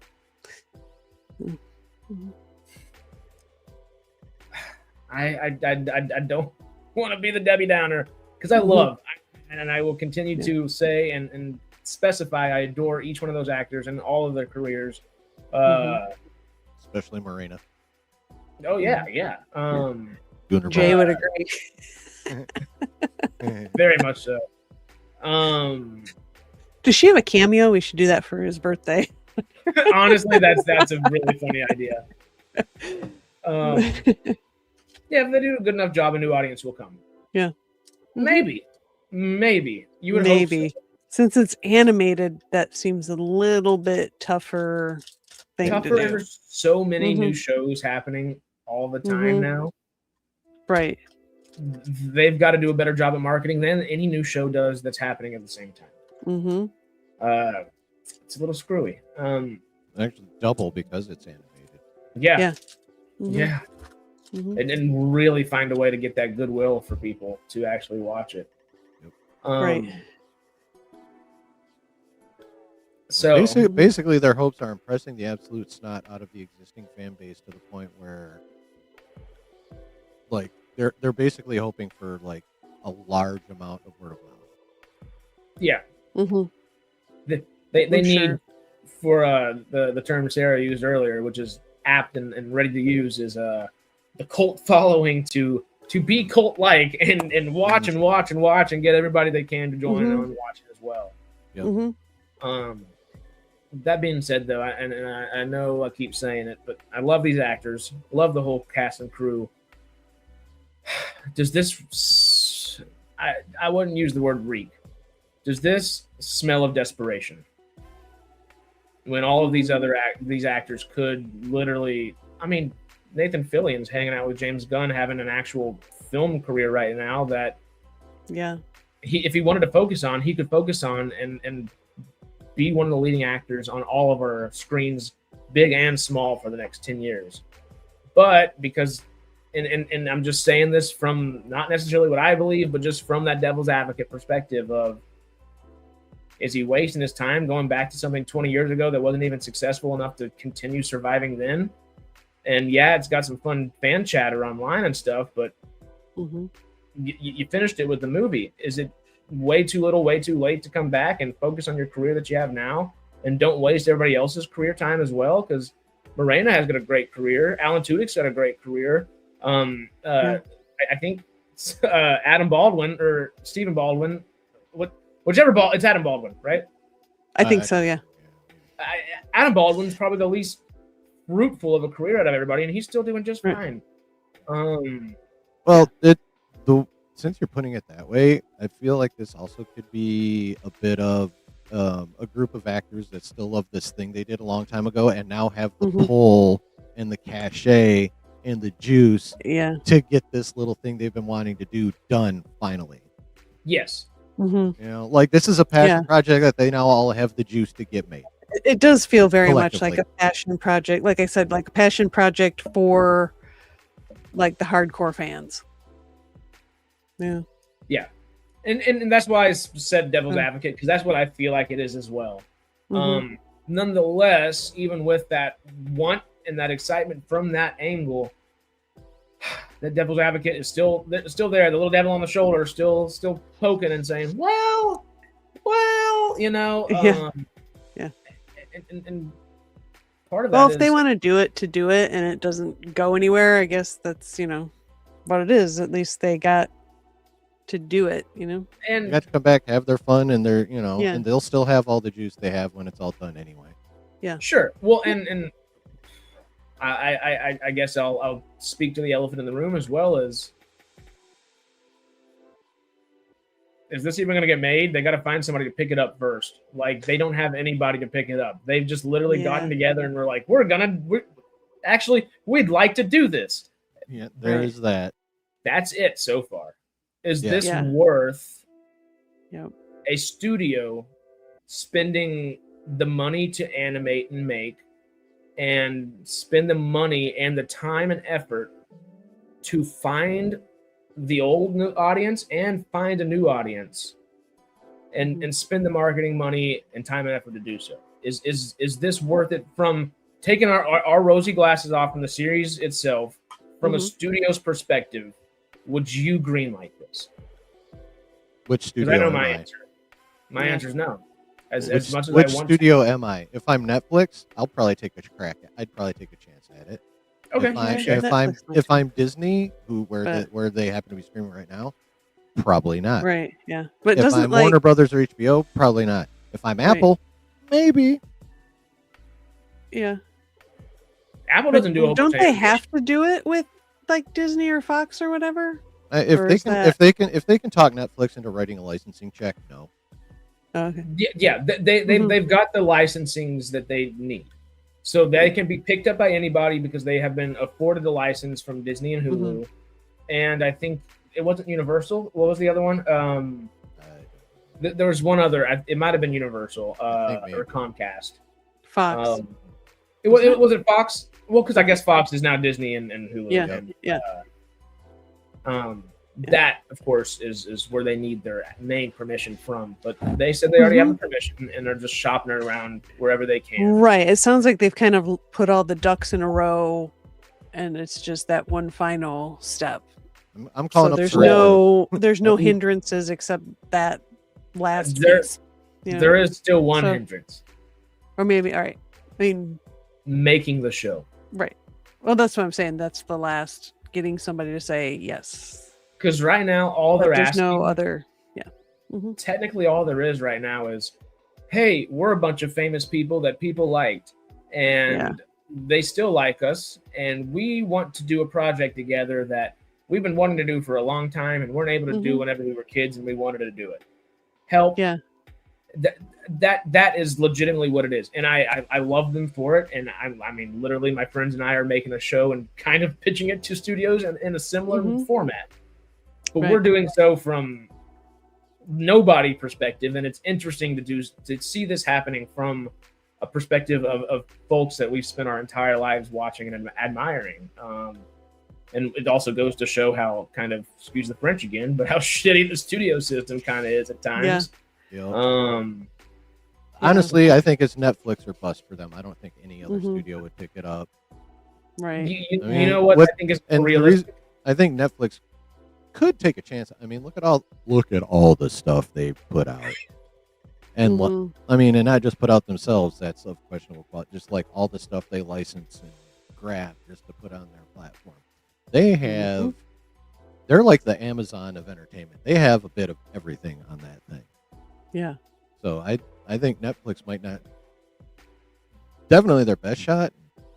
Very possibly their only shot. Really, I'm with you. Yeah. There's one contender Yeah. besides Netflix that kind of comes to mind.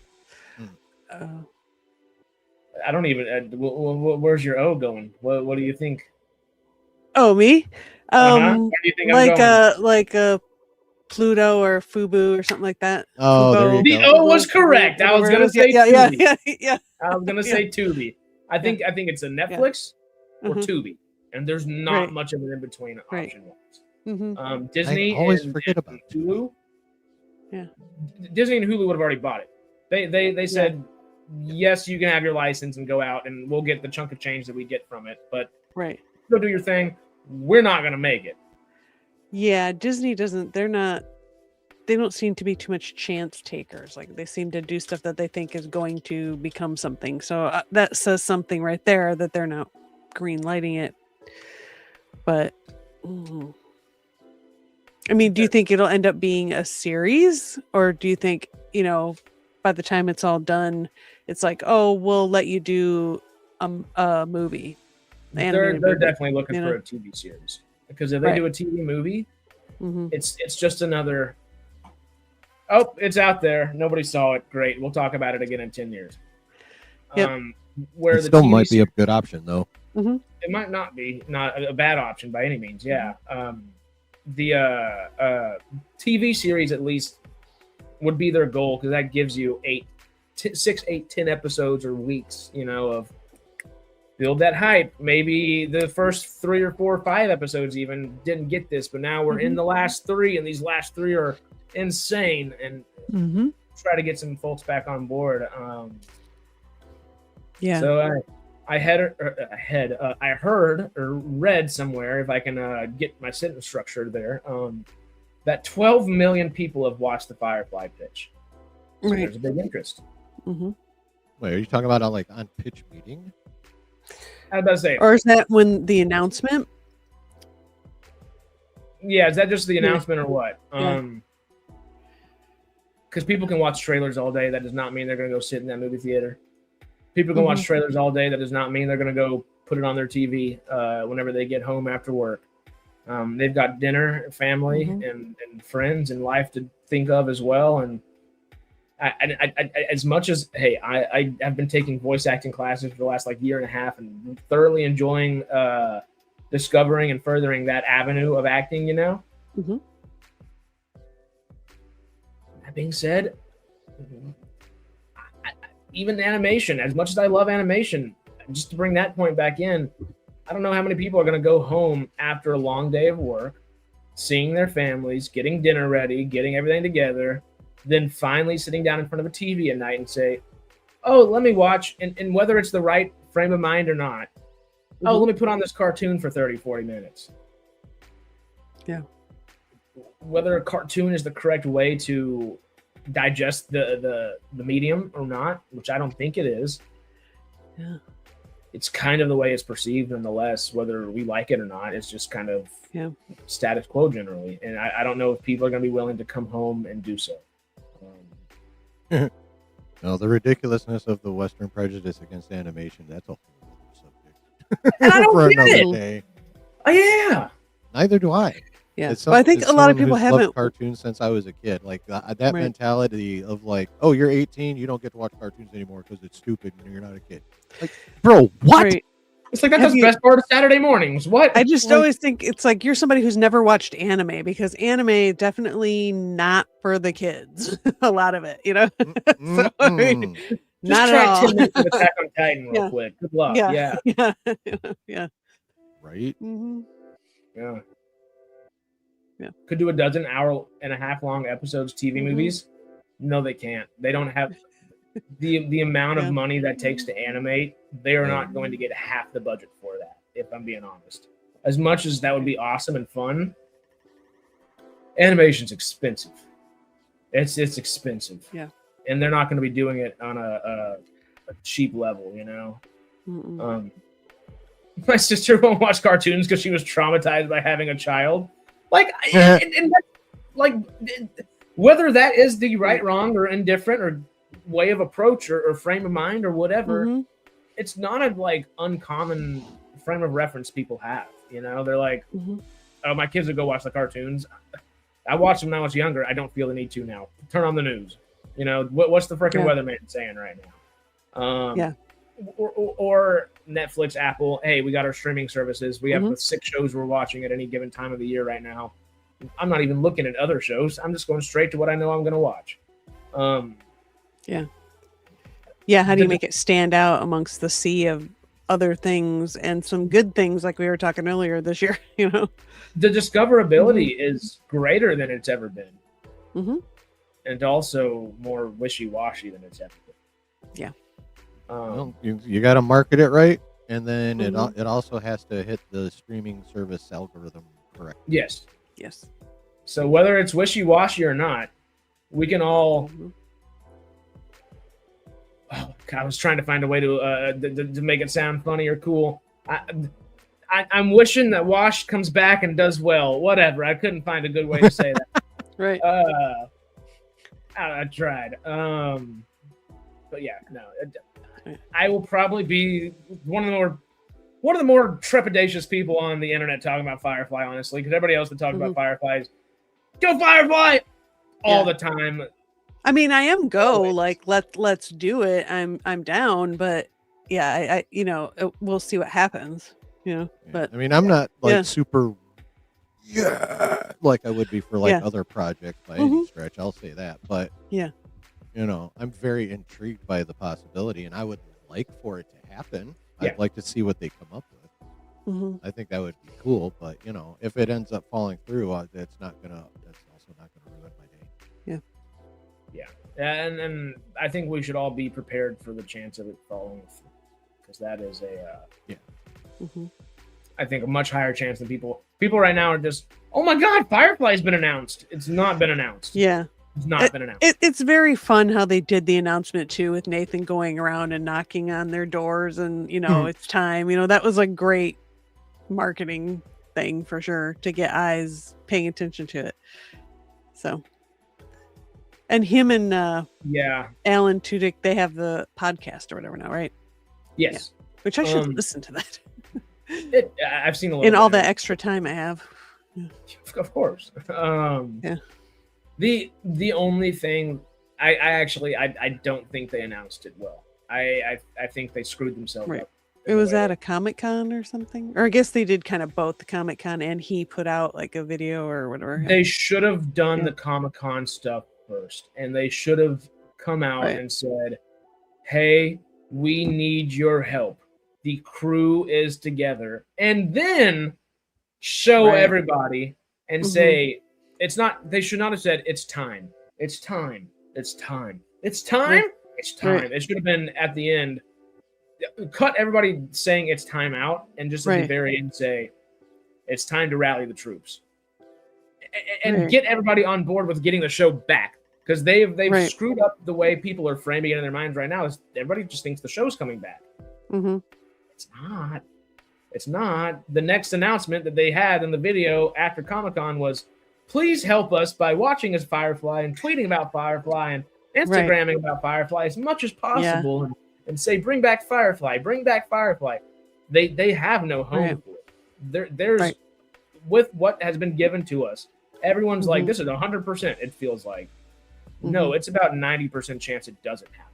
If we're like being honest and realistic, there's about a 90, maybe even higher percent chance this does not end up on our television screens ever. I would agree with that. I think the way they announced it helped their case. I think it made the excitement really cool and fun. Right. But the audience doesn't understand that it's not that. We're not getting Firefly later this year. We're not getting Firefly next year. The soonest this would come to us would be 2028, maybe early 29. Yeah. That's if it got bought like tomorrow. Yeah. They got to plan the whole season of animation out before starting the animation. And then post-production. Late 28, early 29 if they start this week. I think they did a disservice to their fan base that they are asking a lot of by approaching it the way they did. And I don't know what necessarily a better approach besides just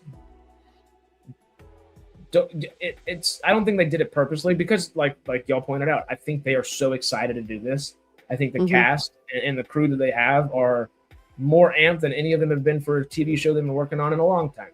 That being said, there's a right and wrong way to do everything, and with the variables that are in place for this, I really don't think that was the way to approach bringing back a series, because now I think it lessens the ability for it to get made, because now people are like, oh, well, it's going to be on our screens.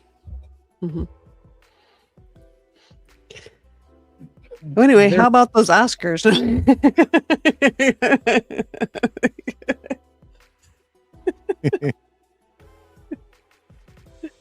Oops.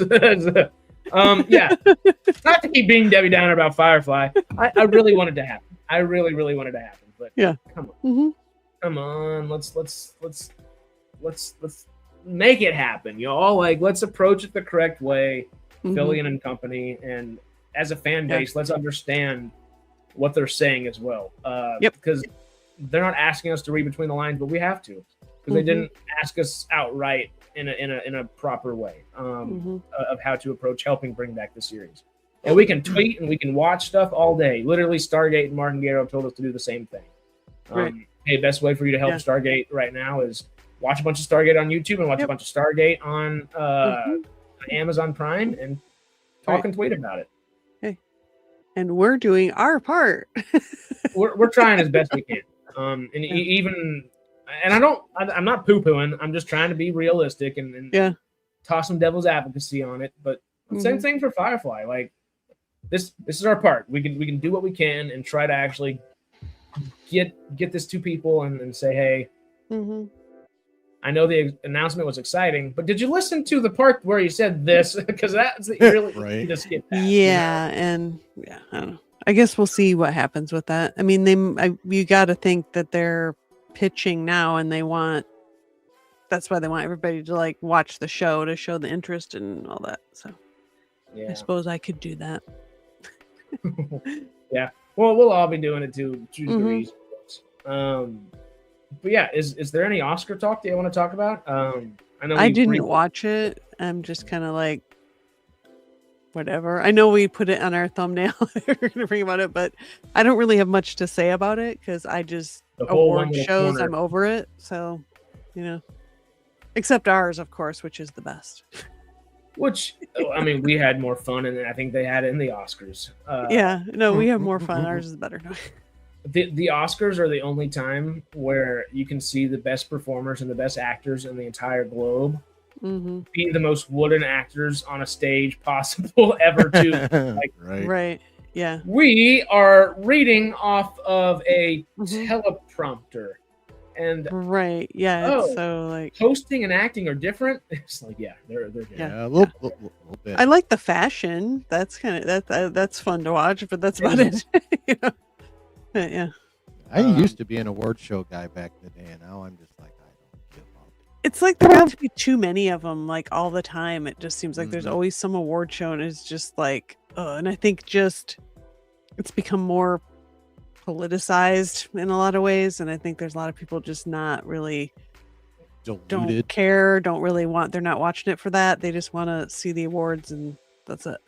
Well, and then from even the folks that are like the most in tune to it or with it, are pissed off at it because it's the People Choice Awards now. It's a popularity contest, right? It just seems it's just become the one that wins, and then performance merit based. You know, the whole thing when you find out all the behind the scenes things that go on to get your nominations and all that crap. I'm just like, whatever. It just makes it seem like it's just okay. So whoever had the best, marketing team won, and I just, I will fight back against that all day, David. Oscars are the best place to find a lot of boring films. If you have the attention span of a 6-year-old and don't have the emotional depth of an adult, sure. And I'm not saying that to be. I'm just saying that in general. No, I get what he's saying. They tend to be. It's not like the act fast. I mean, not that it never is, but it is more of the slow paced drama kind of thing. Yeah, it is. nonetheless, those are the movies that if you want to feel something, you're gonna go to the movie theater to see, or you're gonna go put it on your screen at home and feel something, rather than, all right, here's 2 hours of serotonin and a cool couple punches and some stuff. You know, it's not more of the same. It ends up being it's the actual art that all movie makers, whether you're watching blockbusters or not, you need Oscars and you need Oscar type of films, because the people that make the blockbusters, they're watching blockbusters, but they're going home to watch the Oscar type films. They're going home to watch the those things. Them fighting words, Texan. I'm always ready. Come on. But yeah,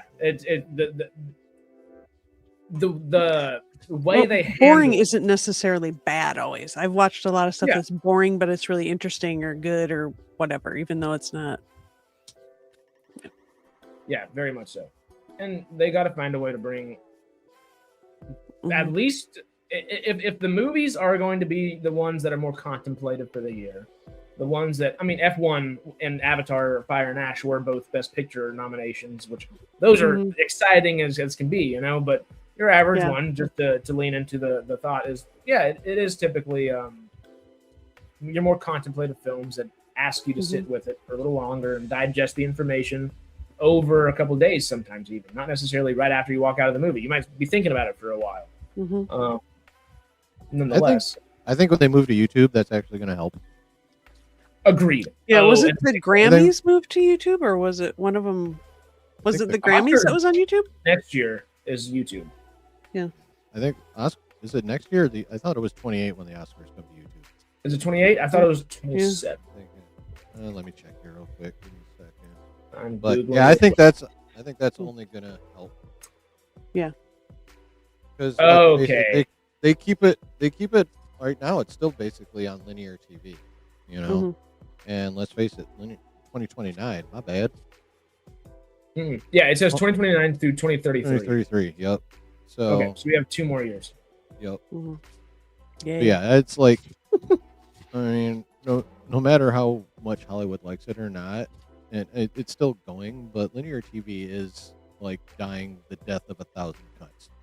Like, it really is, linear channels and that stuff. It's also coming back in a certain way, because ad-based streaming is the way streaming services are starting to make their money now, which is just it's TV again. It is. Yeah, just package. Full circle. It's like it is real. I mean, at least with some of them, you have the option of paying more to not get ads, but and that's nice. Because ultimately, I even if I'm spending $60-$80 a month on a bunch of streaming services any given month, it's not as much as I'd be spending on cable. So it does kind of still work out and add up to a decent way, but it is the same thing, different day. Yeah. A couple years later. It is. I don't know if y'all are keeping up with it just yet or not. Probably not. In the film world, yada yada. SAG and the WGA are actually already talking to all the studios and trying to get all of the paperwork done, all of the agreements signed, so on and so forth. Well, prior to strikes happening. Which one was having the war between East and West? Was that the writers or was that the directors?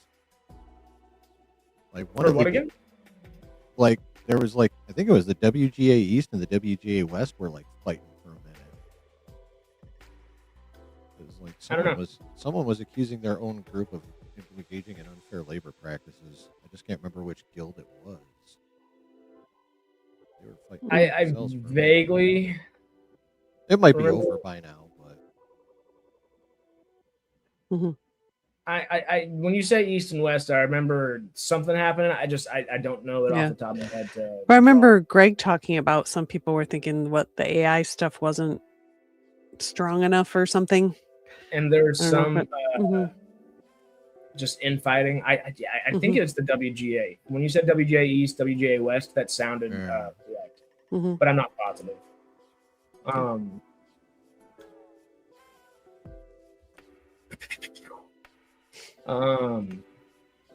I agree, David. It is. Although it is. it's not even really that much anymore. It's just Now it's the anyway. People's Choice Awards. It's just a bit of a, I don't know, a circle. Oh jerk. yeah, But yeah. anyway. That's what it is. The Mhm. writers get it's the staff. Mhm. The staff are on strike inside the guild while the guild is Okay. negotiating with Hollywood. That's what it is. Yeah, because I think it's June that the WGA and the SAG contracts from the last set of strikes is up. So they're trying to get stuff solved as quickly as possible prior to strikes having to happen again. Because Mhm. strikes help nobody's bottom line. And it also doesn't help bring entertainment to the audiences that help your bottom line. So, hey, Yeah. let's get this thing going. Mhm. The last strikes did not help anything. Mm-mm. All right. They really I don't. should probably get going here soon, guys. We're at 2 hours right now. So We are somehow 2 hours into this thing. yeah. Aaron, Sir. I need to make you a little thing over here to bring up, but where can folks find you? Right here. Yeah. I got it on my doodad there. My Yep. channel link is right there. Just type that in and click on it. Y'all know what to do. Mm-hmm. Yeah. So Do you have anything special coming up the next couple weeks or anything? Just with Invincible and everything coming out, Daredevil. watch part. Yeah, just a crazy watch party schedule is coming up. And Alright. so like normally I do a Wednesday night stream and a Saturday night stream where I can, Uh-huh. can split the week in half between news. But with all Mm-hmm. these shows, it's gonna be like last night. I had to do all the week's news, and I cut out so much, and I still went for friggin' 4 hours last night. It was crazy. Shoot. Yeah. So now you're gonna be streaming Tuesday, Wednesday, Thursday, Friday, twice on Saturday, again on Sunday, and again. On Kinda. Tuesday, Wednesday, and Saturday, with Tuesday and Wednesday being primarily devoted to watch parties, and Saturday will be like the news of the week, or well, the biggest news of the week. It's like I went through everything I had bookmarked before I started streaming. I'm like, okay, I don't need that. I don't need that. I don't need that. I don't need that. I don't need that. And still, next thing I know, 4 hours later, I'm like, holy shit! There was still so much to talk about. It was crazy, but that's all right because it's a Saturday. I can sleep in on Sunday, so I don't freaking care. Mm-hmm. Well, if you have life in you on Sunday mornings, you're always welcome to come hang and let people know what you're doing throughout the week too. Because the next few are just gonna be a Yeah. little goofy. I don't know what we're talking about. A lot. Yeah. So yeah, like I said, Daredevil starts Tuesday. We already have Invincible on Wednesday, and then like 2 weeks from now, we're going to be at like I said, Maul's been coming out on Mondays, but I'm going to have the watch party with that on Tuesday with Oh yeah. Daredevil, just because Mhm. I need to be able to do other things on evenings besides Yeah. play on the Yeah. play on the internet. Mhm. Yeah. Except for maybe the finale of Maul, because that's on May the 4th. I may go ahead and pop off on the Monday just for that. I Mhm. hope it's good. It looks it. Dude, that Same with that trailer had dropped last Monday, and I had a bookmark, and then I just never got back around to watching it. So I watched it the first time on stream live last night. That was my first time actually watching that latest trailer. That show looks amazing. If I can Is quote it live Rob- action? No, it's animated. Animated. Okay. But to quote Mhm. Rob, that show looks amazing. Son. If y'all know Rob from Comics Explained, you know my reference right now. But that show looks so good, dude. Talk about eating good, man. Whitwer, the way he delivers Maul is. The Empire tried to kill me. I'm happy that he's like involved behind the scenes more as well. Oh Mhm. yeah. Uh, He could be such an asset to Lucasfilm if they let him. Like he's basically to Dave what Dave was to George. It's just I like was about to say, as much as I love Dave being CCO, he's co-CEO now, and that could be a lot of time. It might not be the worst idea to make Sam Witwer a CCO eventually. yeah, or at least associate something or other Something. for now. Basically get his toes in there the way Kathy got Dave's in. Yep. Like start mentoring the Whitwer. He's got the knowledge. He's got the love for the Lucas style of Star Wars. He's got the storytelling ability too, which is Mm-hmm. great, and he knows live action as well as he knows animation, which is kind of one of Filoni's faults. Yes. So he can kind of help bolster up that avenue of trepidation at times, you know. Which hopefully Filoni's been learning from Favreau while working on Mando and Grogu. I'm hoping he picked up some tricks. Oh, I love some Favreau, especially since it doesn't look like we're going to get Ahsoka season 2 this year. Yeah, which is fine. If they need to make up for those last 2 episodes of season 1. Take time to make it good. They need to make up for that bad. Like overall, I like Ahsoka season 1, especially episodes 4 through 6. Like my God, that was some peak stuff. The space whales. Space whales are my favorite part. But episodes 7 and 8 were just booty cheeks. It made me. I don't know if I can. I think ultimately, like you said, I like the show overall, season 1.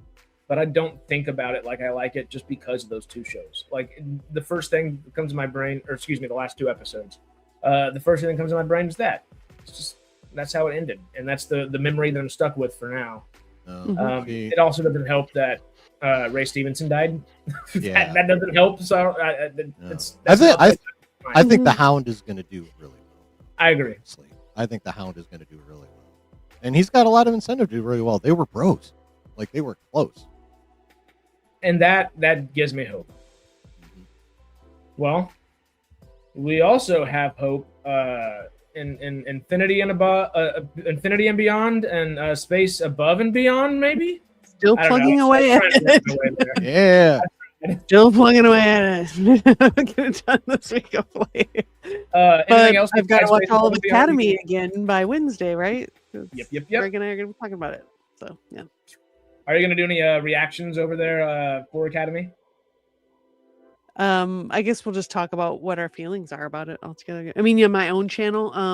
I don't know. Maybe. I'll think about it. I probably should. There will be options. Yeah. There will be things to do. Of course, our housekeeping for the week before we jump on out of here.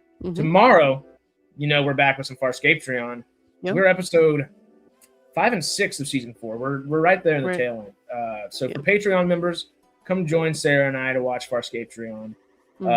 Farscape on Patreon. Surprise. Yep. Very and most we'll be doing team we've ever had.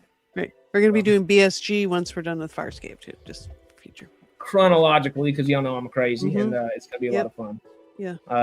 Of course, Wednesday, we don't have Stargate Outpost this week, but like Sarah just mentioned, SciTrek Maneuver will be back. SciTrek Maneuver. Thursday evening, we'll be back, Melvin and I, for a Creatures and Cryptids watch party for Monarch Legacy of Monsters Season 2, Episode 5. And of course, Friday, you got the Wasteland. You know where we'll be. And this Friday is going to be great. We have Jared, the designer for the Death Claws of Season 2 of Fallout, coming on, a good buddy of Greg's. And we're going to interview him, talking all the Death Claws and the design work of what goes into making the scariest creature on television right now. Because I don't think there's a scarier creature on TV right now. Yeah. And that being said, we will see you back here in a week on Sci-Fi Sundays, which this has been. Thank you for hanging. We've talked Firefly. We've talked Project Hail Mary. We've talked some Oscars. We've talked Stargate, Star Wars, Star Trek. Y'all know the frickin' deal. We have all the stars. Yes. We're the sci-fi version of Arby's. They have the meats. We have the stars. We got the stars.